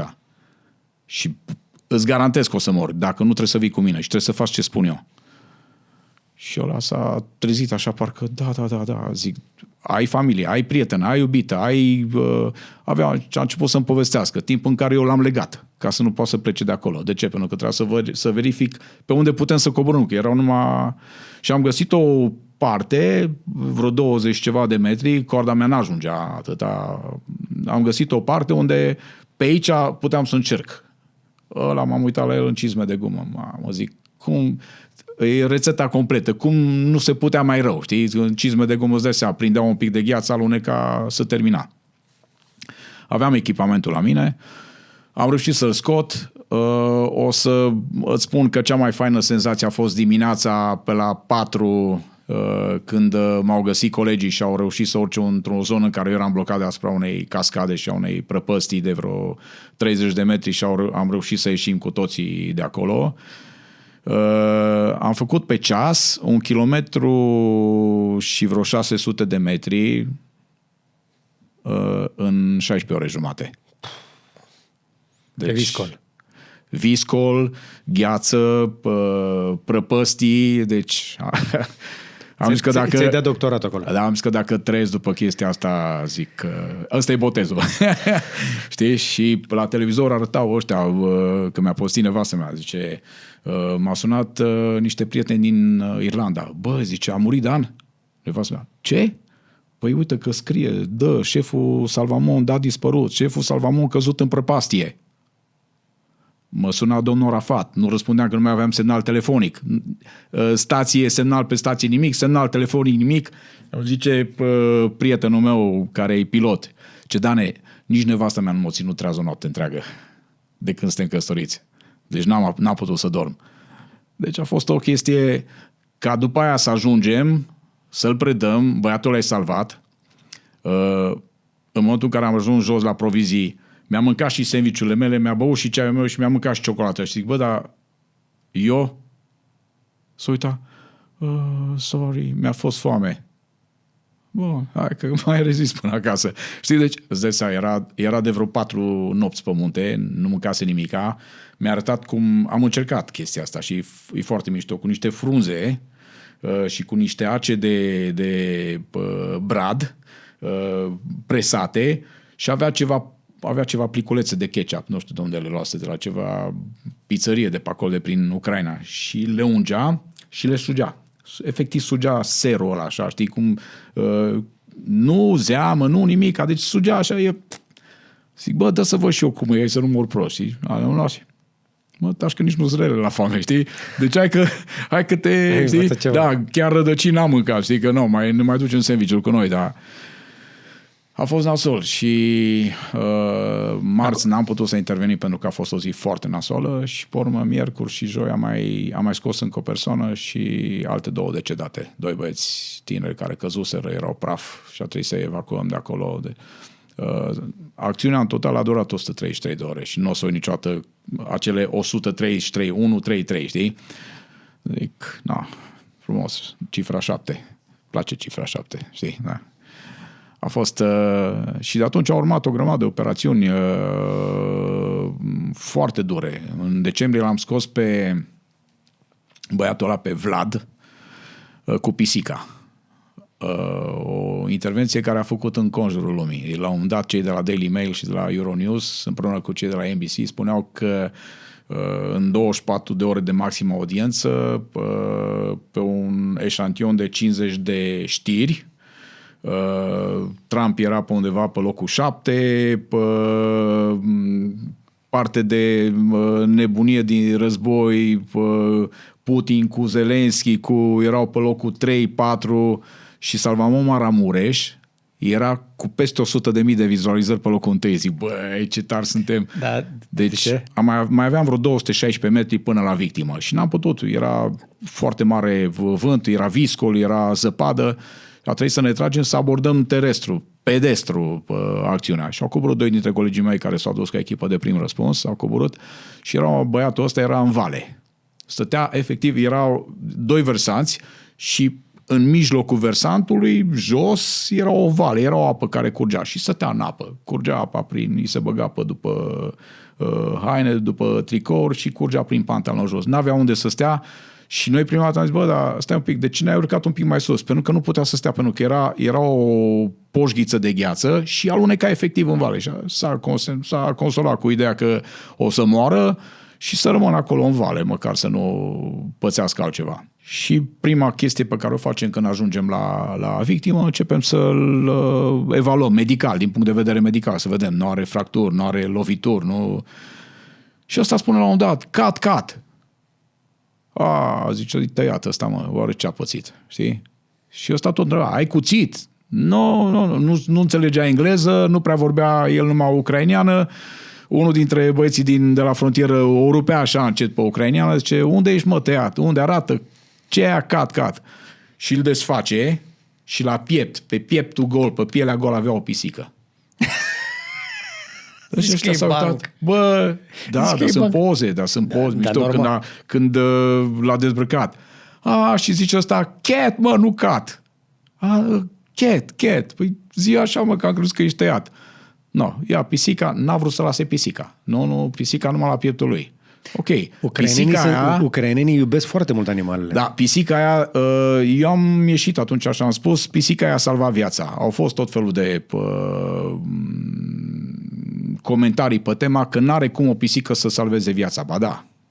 Ba da. Și vorbim din punct de vedere al faptului că el a comunicat, a avut un motiv să trăiască, că a avut cu cine să vorbească acolo, în râpa aia unde stătea, unde zicea și zicea, dacă murim împreună. Pisica nemâncată și aia de vreo 5 zile.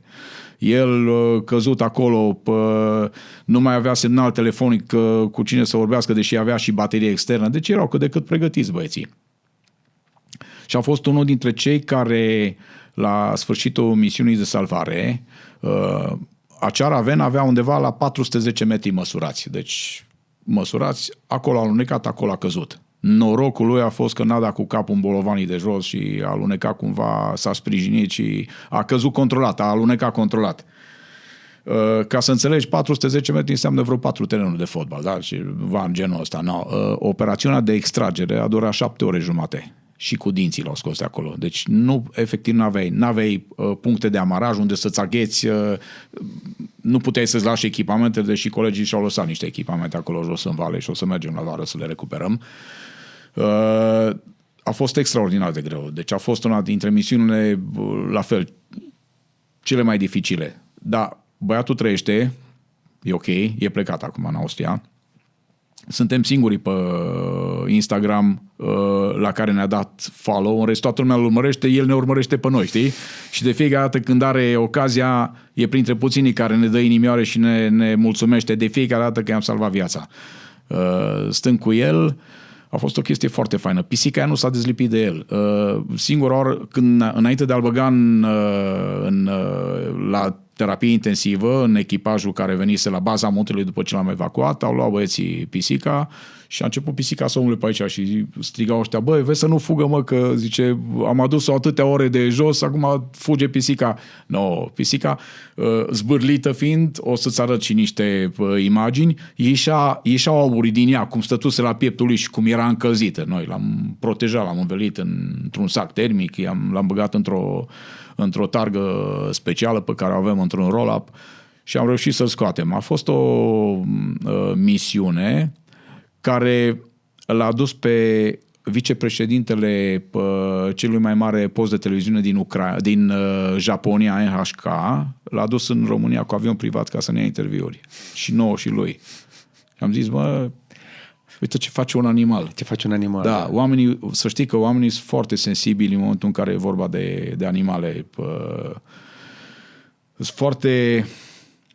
Suntem mult mai empatici în momentul în care, când e vorba de oameni, parcă ne-am înrăit. Și din păcate trebuie să spun chestia asta. Foarte multă dușmănie, foarte multă, când văd comentarii, văd răutăți.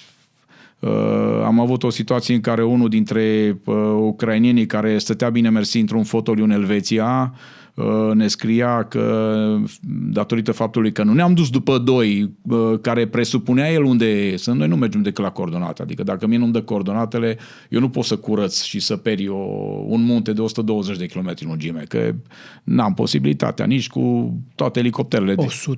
120 de kilometri de frontieră muntoasă cu Ucraina avem. Deci n-ai cum. Îți trebuie zeci de mii de oameni ca să poată să ia fiecare. Gândește-te că o râpă cât de mică, o râpă banală în care ai căzut, dacă nu ai echipamente super speciale ca să poți să-l vezi din spațiu și puțin probabil să poți să faci așa ceva, n-ai cum să te duci să-l salvezi pe ăla. Deci dacă ai cât de cât niște coordonate, uite, cu o rază de 30, 50, 100 de metri, te duci și sapi și cauți în zona aia, de altfel n-ai cum să te duci. Și mi-a trimis un mesaj că a doua zi dimineața o să ne contacteze avocații lui din Elveția și o să ne cheme în instanță. Da, prietene, sigur că da. Zic, uite, dăm și numărul de telefon, să ne înțelegem, să ne auzim, nicio problemă. Zic, bănuiesc că stai bine mersi într-un fotoliu confortabil în timp ce noi suntem pe munte și comentezi. N-am nicio problemă cu chestiile astea. Deci, știi, sunt foarte diplomat până la un moment dat. Și am zis, uite, ok, acum că mi-ai dat numărul de telefon, că mi-ai dat adresa de mail, că ai fost foarte binevoitor și m-ai înjurat cum ai putut mai mult, zic că îți promit că o să trimit autorităților elvețiene toate detaliile astea ca să te întrebe ce faci pe acolo și cum ești, dacă tot ești neam prost, adică noi mergem și salvăm vieți și tu ne ameniți că ne dai în judecată, egal, știi? Și băiatul s-a șocat când a văzut. Zic, dăm și mie numărul de telefon să te anunț când îi găsim. Și a dat, ok, ești în Elveția, frumos, e frumoasă țara, e mișto, nu? Zic, bănuiesc că stai la un șemineu și savorezi un par de vin roșu. Noi suntem la minus 16 grade, băiatul. Și nu ne mai înjura că nu e ok. Lasă-ne că ne facem treaba și nu trebuie să ne mobilizeze sau alții care au venit să ne propună bani. Bă, vă dau nu știu cât dacă mergeți să... Nu, noi nu facem pentru bani chestia asta. Că dacă ar fi să o facem pentru bani, probabil că toți dintre noi am fi multimilionari acum. Oare cât costă viața unui om? Umblă banii. Oare cât costă viața unui om? Oamenii sunt disperați în astfel de situații. Deci oare cât costă viața? Că eu tot mi-am pus problema. Prima oară când am făcut primul buget, mă întreba un consilier simpatic, care e prieten. Și domnul Venga, păi ce faceți? Bani, ăștia bani mulți care îi cereți noastră pentru dotări și pentru... Zic, nu, asta, ăștia nu-s bani mulți. Banii mulți o să vină în anii următori. Nu poți să ceri din prima. Păi dar voi stați pe munte și vă bronzați pe pârtii de schi și vedeți fete frumoase și... Serios? Oare asta e munca pe care o facem noi? Bun, hai să presupunem că ar fi așa. Spuneți-mi, vă rog, cât costă viața unui om? Și îmi fac bugetul în funcție de răspunsul noastră. Eram în ședință de consiliu. La care zicea, nu mă las cu chestia asta. Vă iau că vreau să știu ca să văd cu cât am greșit la buget. 1 euro? 100? 1000? E mult 1000? Păi nu. Da, bun, hai să o luăm altfel. Aveți copii. Eu am 3, dumneavoastră aveți copii. Păi am. O fetiță, da? Pierdută în munte. Plângând, disperată, mama disperată, noastră disperată. Cât ați plăti ca să o vedeți în viață? 1.000.000 de euro e mult? Stătea ce-a lăsat capul jos. Păi, haideți să nu vorbim. Vreau să vorbim de chestiile astea, că sunt foarte importante. Ca să înțelegeți că noi nu facem pentru bani ce facem. Deci nu e mult 1.000.000 de euro. No, bun, gândiți-vă că noi avem undeva cam vreo 250-300 oameni salvați pe an. Hai să mulțim cu 1.000.000 să vedem ce buget ne puteți da. Dar salvarea vieților omenești este o chestie foarte profitabilă pentru societate. Pentru că un om activ, că nu ajung pe munte, nu ajung oameni neproductivi. Deci sunt oameni productivi. Așa e. Un om productiv valorează pentru societate, în Europa, este evaluat undeva la vreo 2 milioane de euro. Un om pierdut activ din societate. E bun, bine că mi-ai spus că o să-mi fac bugetul pe statistici. Mă făceam și socotel la 1600 ori 2000, vreo 3,2 miliarde? Cam pe acolo.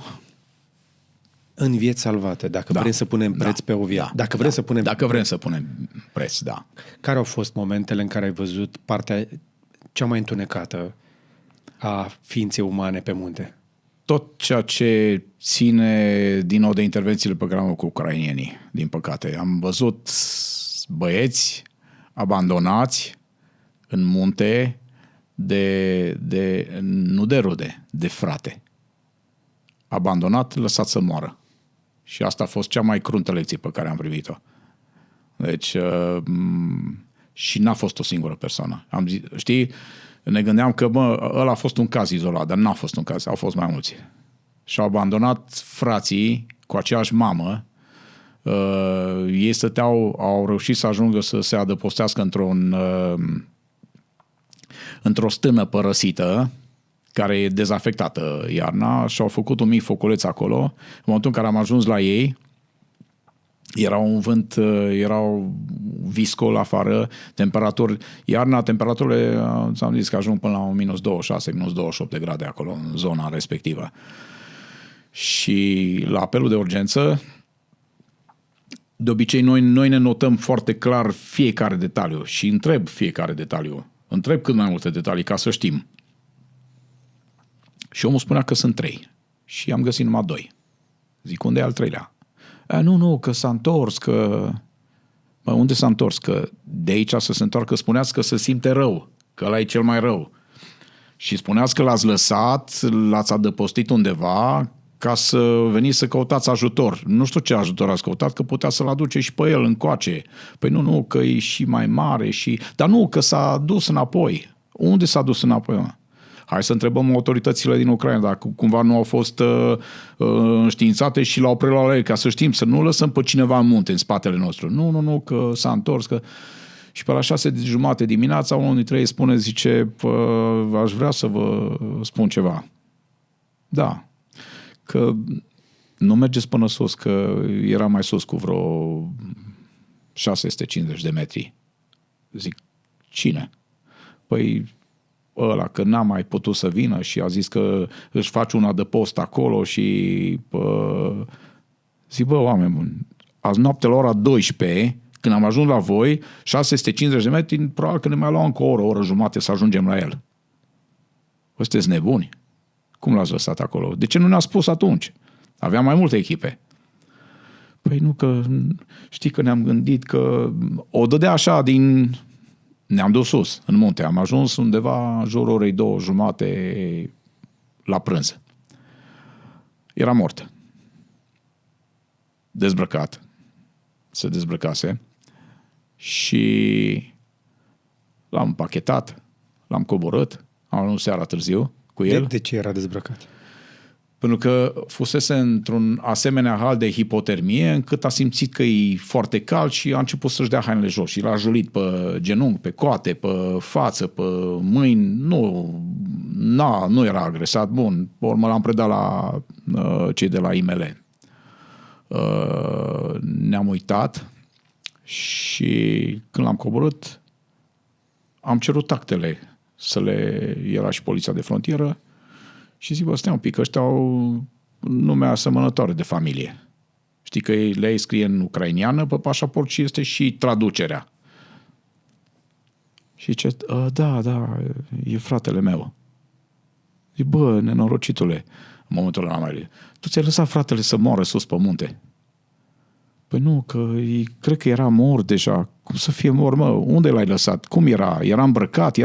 Când l-au văzut dezbrăcat, dar care i-a furat hainele? Nu care i-a furat hainele. Hainele erau mai jos, ăla s-o târât săracul. Am găsit hainele la vreo 50-60 de metri mai încolo. Zic, cum ți-ai putut lăsa fratele? Frate, deci nu prieten, nu rudă, frate, l-ai lăsat să moară și tu nu ne-ai spus nimica. Și a venit raportul medico-legal și dacă mergeam în noaptea aia după el, îl găseam în viață. Dacă ei ne spuneau că e mai sus, îl găseam în viață. Nu știu, nu pot, deja sunt niște speculații că l-am fi salvat sau n-ar fi murit sau... Dar era în viață. La ora la care noi am fost acolo sus, ăla au mai trăit încă vreo 2-3 ore. Ăla murea să stingea în momentul în care noi vorbeam cu ăștia care erau bine mersi și-au făcut un foc și erau ok. Astea sunt tragedii. Și am mai avut unul tot la fel, tot cu un frate, la fel, abandonat, l-am găsit în apă, curgea apa pe el, la fel, la ora 10:30-11 seara ne-am dus după aia 2, am găsit într-un vagonet din ăsta abandonat, băuți, și când le-am întrebat, au zis, nu, sunt numai ei 2. Și la fel, spre dimineață aia ne-au zis că mai este unul sus în munte, că dacă am putea să mergem după el, dacă e zona accidentată, și într-adevăr era foarte accidentată zona, l-am găsit. Și am făcut greșeala să mă iau telefonul, să mă uit, să văd, are ceva apeluri, ceva, și când am văzut ultimul apel dat de el către maică-sa. Dimineața undeva la 4:20, 4:25 au apelat-o pe maică-sa, dar nefiind semnal telefonic nu au putut să vorbească. Deci, știi ce se întâmplă în momentele alea? De la vena în gât că ți se umflă și l-am luat pe primul și am zis, hai încoace să vezi ceva. Uită-te, am desfăcut sacul de mort, uită-te la el. Dar vreau să te uiți în ochii lui și să te uiți și să vezi ce ai făcut. Că omul ăsta, băiatul ăsta, fratele tău a murit din cauza ta. Pentru că tu n-ai binevoit să ne spui echipelor de salvare care am fost în teren să mergem mai sus cu 400, 300, 500, 600 de metri. A început să plângă și zice, dar avea o brățară pe mână și un lățișor la gât și nu le mai are. Zic, sunt acolo, bănuiesc. Și când l-a desfăcut, i-a luat, că era de la Mike, brățara și lănțișorul de la Taixo și le-a luat de la gât și le-a pus lui că să le ducă la părinți. Și zic, auzi mă, prietene, cum o să-i spui lui maică ta că a murit din cauza ta? Cât de animal poți să fii, mă? De ce fac oamenii asta? Nu știu. Ai încercat să afli? Probabil că asta e o urmare a ceea ce se întâmplă acolo în Ucraina. Noi nu ne dăm seama. Probabil că omul a zis, vreau să fug și să scap de tot, să nu mai văd pe nimeni, eu vreau să mă salvez pe mine. Instinctul ăla de supraviețuire. Probabil că ăsta e, nu știu, noi nu ne putem închipui. Da. Și nu putem să ne dăm seama ce se întâmplă. Avem nervi, avem supărări împotriva, dar nu putem să ne punem în mintea și în trupul lor. Eu stau și mă gândesc cum ar fi să locuiesc în Ucraina și să-l ia pe fiul meu de la calculator, să-l trimită pe front. Cred că aș nebuni, cred că ai albi în secunda 2. Nu ne putem gândi că la o distanță atât de mică de locul în care să petrec atrocitățile și ororile alea și războiul ăla care n-are... Ce dracu, mă, că suntem într-o altă lume, nu mai suntem bătuți în cap să nu avem informații și să nu ne putem informa, să nu putem să gândim. Noi nu putem să ne dăm seama cât de fericiți ar trebui să fim. Probabil că... Pentru că putem să urcăm pe munte, putem să mergem la o înghețată, putem să mergem într-o vizită, putem merge la un chef, noi nu ne dăm seama prin ce trec ăia. Noi sunt foarte mulți care îi condamnă acum, că tot vin, că dați-le, că ce le dăm? Ce le dăm? Le dăm viață, le ajutăm ca să supraviețuiască, asta facem. Au fost și mulți care au comentat că, lasă-mă, ar trebui trimiși înapoi. Serios. Dacă ar fi copilul tău la mijloc, l-ai trimite înapoi? Nu cred. Dar am uitat să fim empatici, am uitat să fim oameni. Probabil că asta face războiul din oameni. Probabil. Nu trebuie să fii pe front ca să te distrugă. Am o fată a unui prieten și aici are o problemă, care la fiecare acțiune de-a noastră scrie câte un mesaj, oare nu sunt ai noștri? 2 băieți, frați, care din data de 9 ianuarie nu mai știe nimeni nimica de ei. Singurii copii ai acelei doamne din Ucraina. Chiar vorbeam și cu nevastă mea, n-aș vrea să fiu în pielea ei. N-aș vrea să fiu în pielea părinților. Să știi că de 2 luni jumate, aproape 3 luni, tu nu mai știi nimic de copiii tăi și se îmbată cu ghilimele de rigoare, cu apă rece, că de ori fi undeva unde nu mai avut telefoane, au ajuns într-o lume mai bună, poate o pleca pe continentul american, poate s-o dus în sudul Franței, sunt undeva la soare și o să vină ziua în care o să ne sune. Sus. Și-s morți. Voi încercați să le faceți trecerea mai sigură dacă tot au trecut granița? Am pus panouri de informare cu cap de mort înainte, exclus. Vântul, furtunile, au smuls panourile, au rupt panourile, deci încercăm să facem prevenție. Am fost în Ucraina, am făcut prevenție, am discutat cu autoritățile să informeze că zonele sunt extrem de primejdioase și sunt deseori mortale și nu sfătuim să facă gesturi de genul respectiv. No. Știi cum e? Că ei zic că dacă se duc pe front, n-au nicio șansă. Așa, prin munte, mai au o șansă. Iar cei care îi ghidează le spun 2-3 km și ați ajuns la civilizație. No, acum 2-3 km este de fapt vreo 20 de kilometri. Și o diferență mare. 20 de kilometri în munte e o diferență enormă, mai ales când ai nebunile alea pe acolo. Acolo e o... Știi cum e? Au călăuze, care îi duc. Probabil noi nu ne-am întâlnit cu ei. Spuneau că sunt oameni care i-au ghidat, care mai sunt povești că au dat bani, că n-au dat bani, nu mă pot pronunța. Eu n-am văzut și atâta timp cât nu văd, când cineva îmi spune ori o iau de bună și o înghit și tac, ori o procesez și mă gândesc, săracul, știi? Dar, într-adevăr, probabil că să dau bani, probabil că sunt călăuze care fac sportul ăsta, înțelegi? Dar sportul probabil îl fac până la frontieră, pentru că de acolo încoace e foarte primejdios și n-ai de unde să știi pe unde o iei. În momentul în care tu ai ceață nu vezi la 2-3 metri. N-ai de unde să știi. Nu poți să ai busolă, poți să ai... Sunt puțini. Am avut și unul care a fost extraordinar. Ne-am dus după el. Era de 11 zile pe munte. De 11 zile prin munți.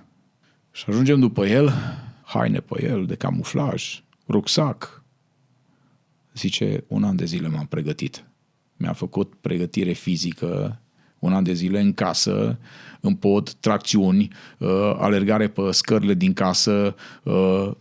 Zice, n-am ieșit din casă, ieșeam seara că să fac niște cumpărături, că după ora 10 seara lei n-ai, sau după 9 seara n-ai voie să ieși din casă că te înhață, știi?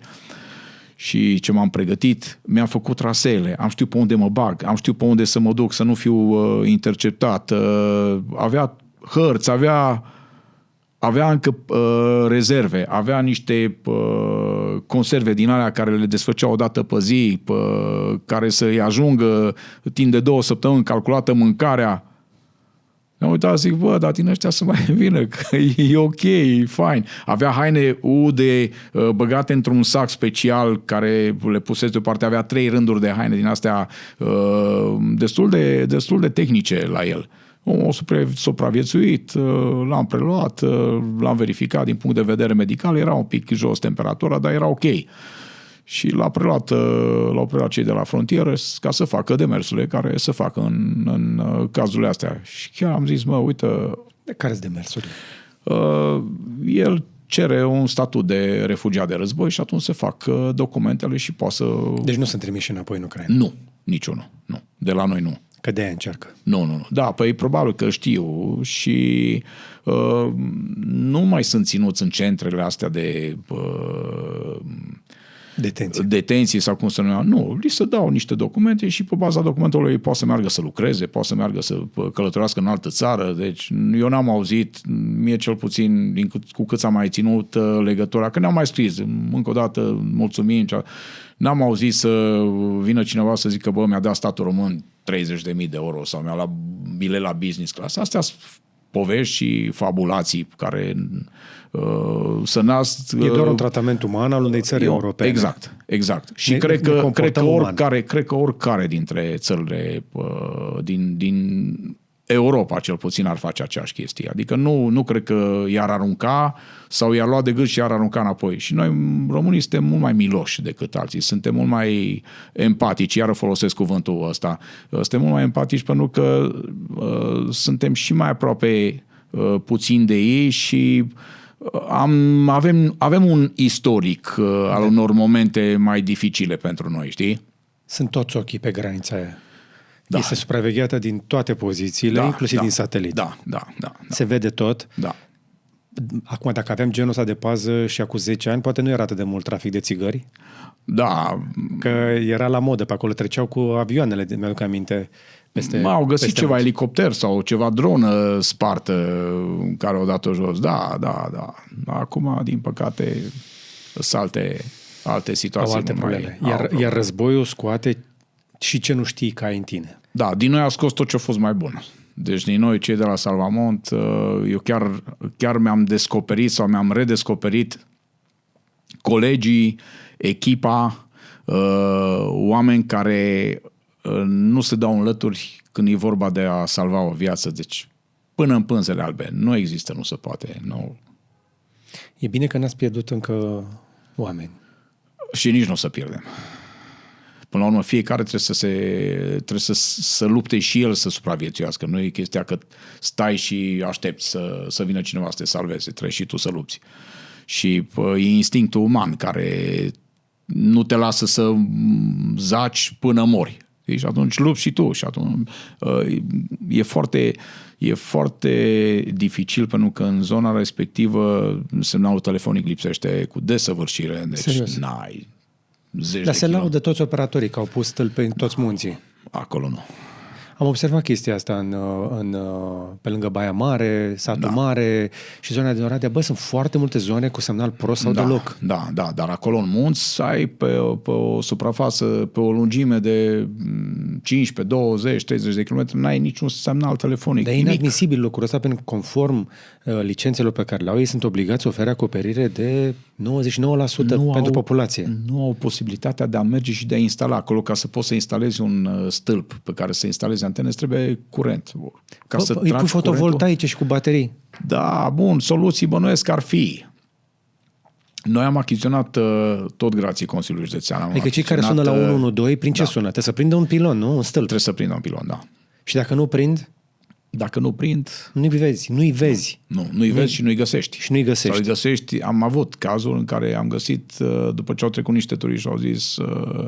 Ne-au sunat de la bază, au luat coordonate și vedeți că acolo în munte am găsit un cadavru sau am găsit un schelet sau am găsit schelet aici și era mâncat de animale. Da.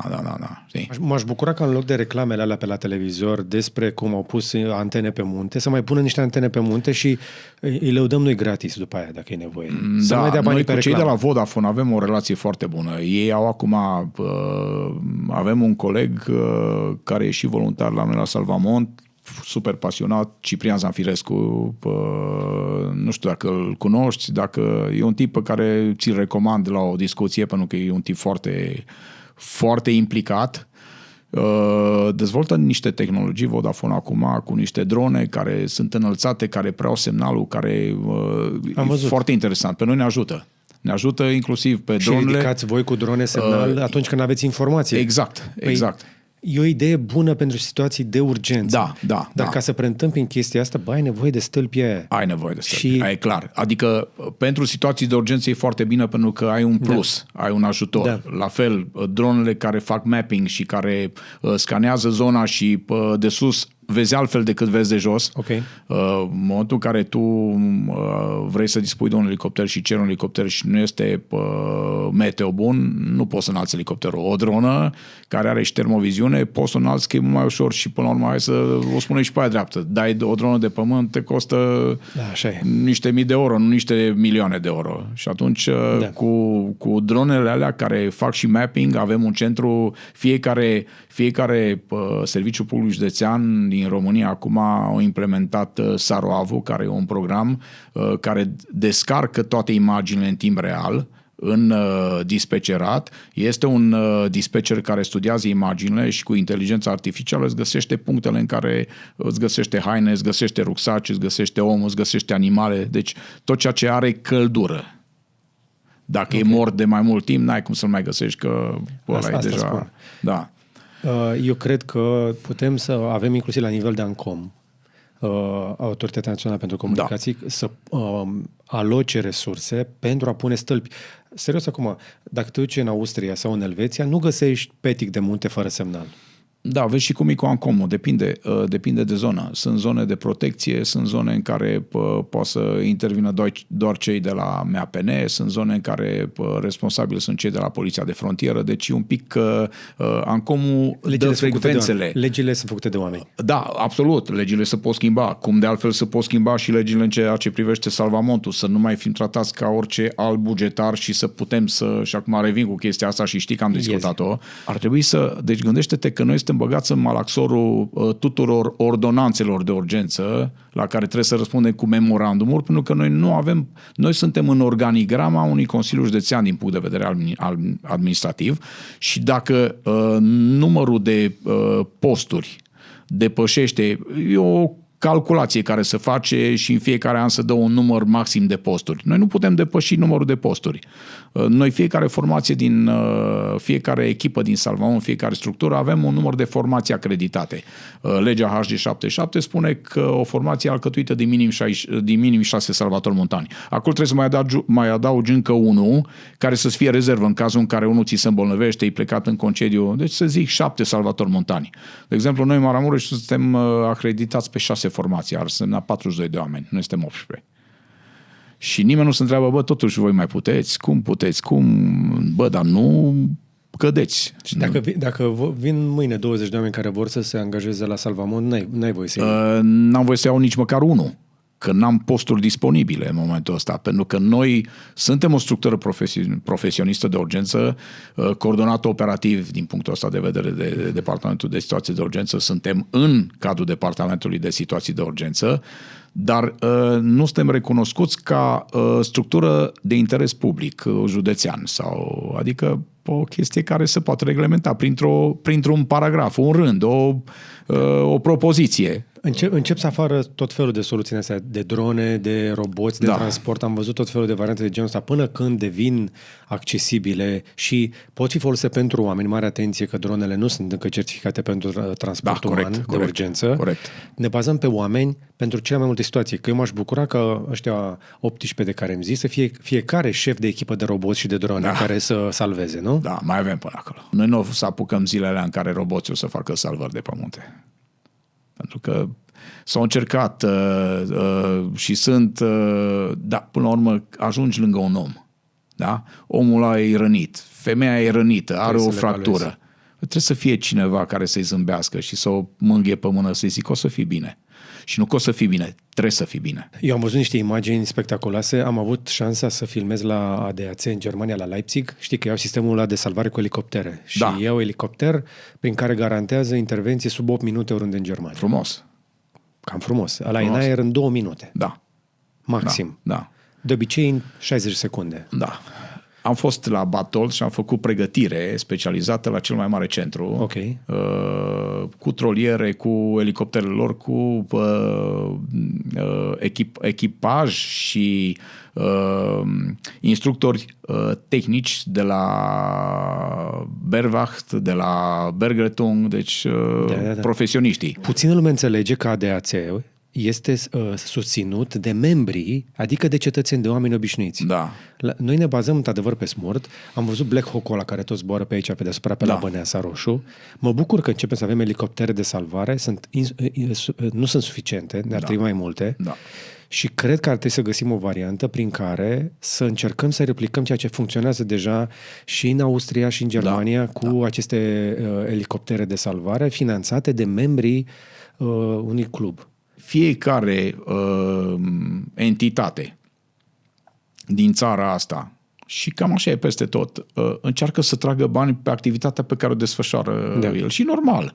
Nu trebuie să-i condamnăm că unii vor mai mulți bani pentru protecția șopârlelor sau pentru, chiar ascultasem un interviu cu Trump, era siderat de faptul că s-au dat foarte mulți bani pentru administrația anterioară pe protejarea anumitor specii. Avem și noi. E ok. Deci avem și noi. Deci sunt ok. Dar hai să gândim un pic și să gândim o balanță. Acolo ar fi grozav gândit o balanță. Pentru că e foarte important să dai tuturor bani până în momentul în care tu ai nevoie de anumite servicii. Putem cuantifica costul unei vieți umane. Din momentul în care s-a născut, ai băgat în el bani cu alocație, cu mâncare, cu școală, cu servicii publice, cu sănătate, cu toate lucrurile astea, l-ai făcut productiv, ai în societate și el are la dispoziție o fereastră din asta, nu? Hai să zicem de la 18-20 ceva de ani până pe la 65-67 de productivitate. Da. Societatea îți dă și apoi tu îi vei da înapoi prin taxe, impozite, alți oameni pe care îi mai aduci și tu pe lumea asta, ce ctitorești, ce donezi, ce dai de voie sau de nevoie. Da, și până la urmă cu toți întoarcem societății. Valoarea unui om se poate cuantifica. Sunt economiști care gândesc inclusiv valoarea unui om. Și dacă ne gândim la toată investiția pe care o facem în oameni, până la urmă, are sens economic. Nu este risipă să salvezi un om. Omul ăla va returna cu vârf îndesat acea investiție în salvarea vieții lui, pentru că nu este un cost.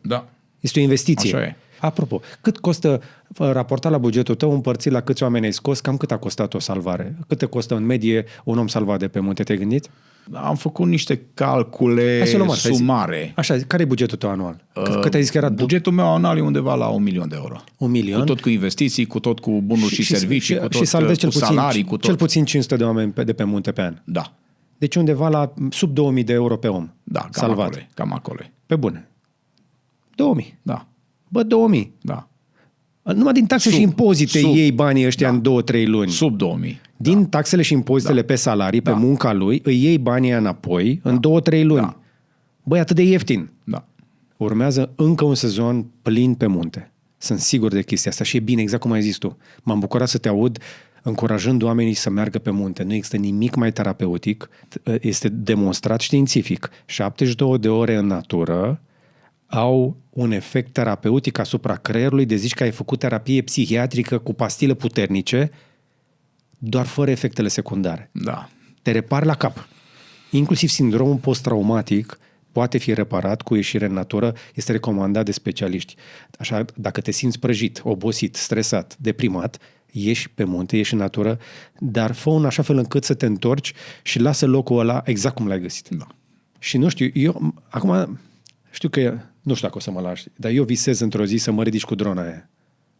Cu aia poate nu, dar poate o să avem Facem ocazia. alta. Uite, chiar acum zilele astea am primit o informare că sunt anumite drone care sunt special pregătite pentru a transporta tărgi cu pacienți înăuntru. EHang 184.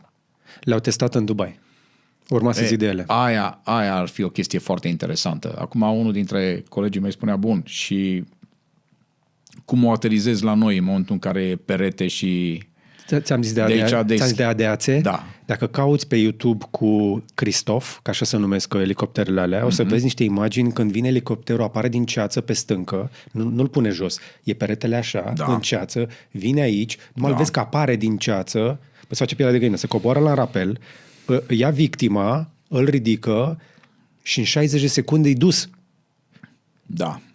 Deci dacă un pilot uman poate să facă chestia asta cu un EC-135... Să știi că avem piloți fantastici. Eu cred că o să putem și cu dronele. Da, ar fi interesant, dar să știi că în privința piloților, cu toți cei cu care am lucrat și am făcut pregătirea, am peste 250 de ore de pregătire și de intervenții de zbor cu elicopterul și troliere. Da. Am și troliere la 87 de metri pe cablul de la troliu care însemna 87 de metri. Însemna foarte mult. Enorm pentru elicopter. Enorm. Știi cum mă vedeau așa un punctuleț. Și când începe să se miște are propria lui fizică deja. Da. Și să știi că sunt niște piloți incredibili la IGAV. Cei de la IGAV au făcut o treabă foarte bună din punctul meu de vedere. Au adus niște oameni extraordinar de buni, extraordinar de puternici mental, profesioniști până în pânzele albe, oameni care noi n-am avut ocazia să ne zică, bă, stai puțin că nu mă bag că mi-e frică sau nu mă bag că nu, din contră, bă, vreau să salvăm viața aia, vreau să salvăm pe ăla. Da. Deci numai când nu se mai putea și era zidul negru în față, acum e clar că până la urmă ținem cont și e vorba de siguranța salvatorului. Până la urmă, decât două victime, mai bine o victimă. Din păcate, știi, trebuie să fii foarte pragmatic. Dar sunt foarte bine pregătiți și chiar am avut niște sesiuni de pregătire cu ei fantastice. Eu am o relație foarte bună și cu cei de la IGAV și de fapt am o relație foarte bună și cu cei de la IGSU și de la ISU. Deci ce a reușit doctor Arafat să facă acum, a reușit să formeze o echipă, o structură de urgență cum nu sunt în multe țări. Și spun de ce, pentru că noi acum la congresul ăsta la care am fost în Genova am prezentat atât acțiuni de salvare, cât și cooperarea interinstituțională între instituțiile de salvare. Și sunt țări cu mai vechi tradiții pe salvare decât noi, care n-au ca protecție civilă, ca structuri să conlucreze atât de bine.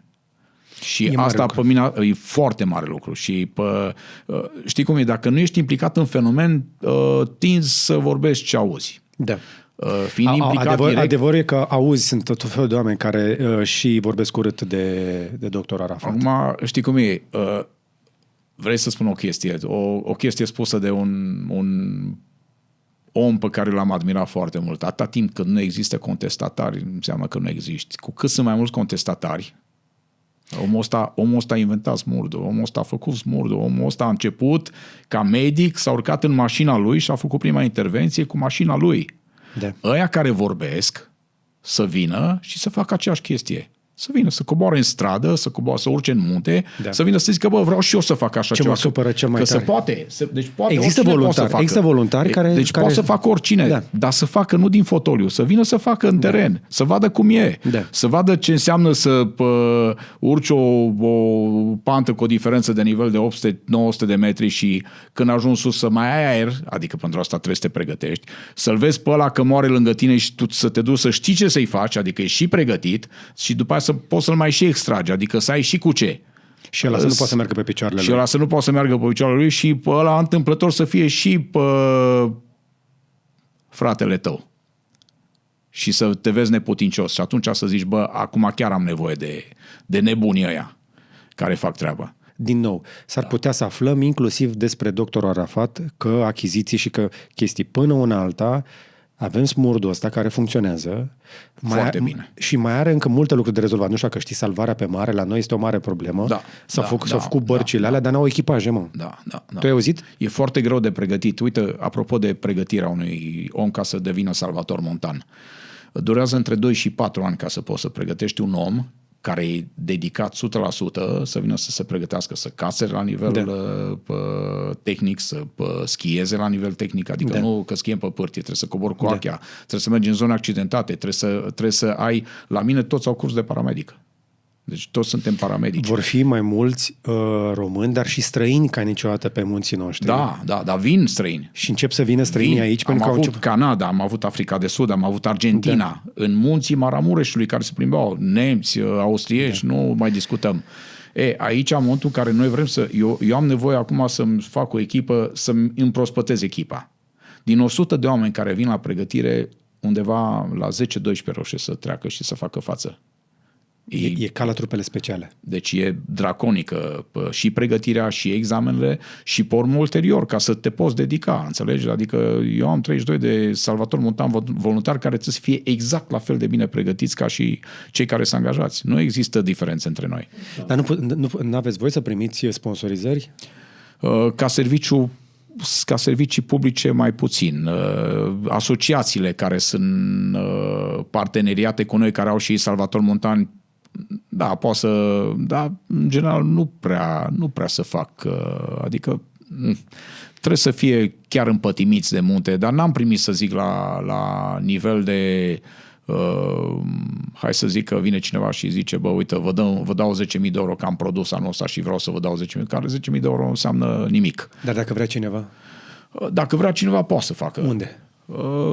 Păi, poate să ne contacteze pe pagina Salvamon Maramureș sau pe Facebook? Mail, pe Facebook sau pe mail, pe salvamon.maramureș@gmail.com să ne trimită salvamont.maramureș@gmail.com, da. Iar pagina și poate să direcționeze niște bani care, bineînțeles că îi vom folosi tot pentru a achiziționa niște echipamente. Acum chiar am văzut că au apărut niște pungi interesante care au niște pături termice. În momentul în care deschizi punga, se încălzește la contactul cu aerul și ține undeva la 3-4 ore. Da. Nemții ne-au arătat chestia asta. Foarte mișto. Deci când avem un hipotermic, îți dai seama că existau până acum sub formă de chestii mici pe care le băneai dar a apărut plastul din ce în ce mai mare. Da. Aș mai insista asupra unui lucru. Aici vorbim despre un județ mic pe care puțin dintre noi ajung să-l vadă, care are niște probleme. Păcat. Exact. Pentru că județul este incredibil. Ai cam tot ceea ce ai vrea, mai puțin în mare. Adică cui îi place muntele, să duce la munte. Ai mănăstiri, ai biserici, cea mai înaltă biserică de lemn din Europa. Adică vorbim de niște chestii. Cel mai vizitat cimitir din lume. Cimitirul Vesel. Dar e foarte mișto, e foarte fain. Adică gândește-te că vin delegații de chinezi, de japonezi, de australieni, din America de Sud, din Africa, vin și vizitează un loc pe care noi în România nu ne facem timp să mergem să-l vizităm. Mocănița, niște peisaje de staie respirația. Deci nu vezi curent, nu vezi nimic. Deci te duci pe Mocănița aia. Dar ce încerc să întăresc un pic este că un astfel de județ, altfel destul de mic, nici orașul nu e prea mare. Da, așa e. are niște cheltuieli foarte diferite față de un oraș prosper, cum este Bucureștiul, care are și el problemele lui, clar. dar n-are munți. Clar, dar se pot întâmpla calamități la care și noi, cei de la Salvamont, să fim solicitați. De exemplu, Doamne ferește că bat în lemn, am apucat, vremurile aia eram destul de mic, dar le-am apucat cu tremurul din 77. Sunt chestii la care și noi putem interveni, pentru că avem unități canine, e o unitate canină foarte puternică, da? Sunt câini de căutare în avalanșă, sunt de câini de căutare a persoanelor dispărute, deci am făcut niște pași uriași. E mare lucru că am ajuns vremuri în care putem să spunem că la nevoie vine cineva. Da, da. Și vine vine. Și chiar vine. Și are habar. Și chiar vine. Și ajutorul vine. Da, da. Ai speranță că ajutorul vine. Asta este ceva, n-am cuvinte să spun cât de valoros. Da. Adică am fost recent în Africa, nu aveam semnal, singurii pe care ne puteam baza eram noi și ghizii noștri. N-are cine să vină. Da, da. Da, și dacă pățești ceva, te pune pe targă și te cară 3 zile până jos. Da. Sau o zi jumate pe fugă. Și cum te cară? Băi, totuși nu suntem așa de rău. Noi suntem bine. Noi suntem bine. Noi suntem bine. Noi și suntem vom fi tot mai bine pentru că știi cum e? E foarte greu de pornit un mecanism din ăsta, dar odată ce îl pui la punct și îl pornești corect de la început și îl pornești și investești, pentru că trei investiții. Trei investiții pentru că în fiecare zi viața asta îți dă provocări noi. Și în momentul în care tu investești și îți pregătești oameni și le asiguri niște facilități și le asiguri o pregătire profesională bună și ai oameni, ai traineri. Avem în România traineri pe parte de prim ajutor și de descarcerare care sunt printre cei mai buni din lume. Avem gene bune, avem o bază bună și avem oameni inimoși care fac așa ceva. Da. Și trebuie să-i susținem, trebuie să-i sărbătorim, dar nu putem să ne culcăm pe ureche. Pe 1 august vă invităm pe toți să ne sărbătoriți că anul ăsta o să fie prima oară oficial Ziua Salvamont în România. Da, a fost promulgat de Parlament. S-ar putea să cerem și niște bănuți să facem niște artificii. Mai puține. Nu într-o zonă uscată. Mai puține artificii. Mai puține artificii, că speriem animalele. Da. Nu, artificii jos când prezentăm echipamentele, da. Dan Benga, eu nu mi-am propus să stăm așa, dar să știi că eu aș mai sta numai că știu că tu mai ai și altceva de făcut. Da. Încă o dată îți mulțumesc tare mult pentru timpul. Și eu mulțumesc, George, și mă bucur că... Sper că v-a plăcut ce ați aflat. Dacă vreți să dați o mână de ajutor, încă o dată salvamont.maramureș@gmail.com, dați-l un mail, vedeți, vă spun ei mai multe. Le sunt recunoscător celor care s-au uitat. Dacă v-a plăcut, dați un like, un share, să află și altcineva. Eu cred că e genul ăla de episod care trebuie să ajungă la cât mai mulți oameni. Abonați-vă dacă nu ați făcut-o și acum trebuie să-mi fac și eu promo, pentru că și noi nu avem bani de la guvern. Așa că ne puteți susține devenind membri și susținând acest canal cu abonamentele voastre lunare. De asemenea, mai avem linkuri în descriere pentru sponsori. Sub acest video vei găsi linkuri către niște produse pe care le recomandăm de pe Gadget Boutique. Încărcătoare, tricouri, tot felul de electronice pe care le testăm și de aceea le recomandăm. Însă cam atât pentru astăzi. Dar până data viitoare să vă fie numai bine!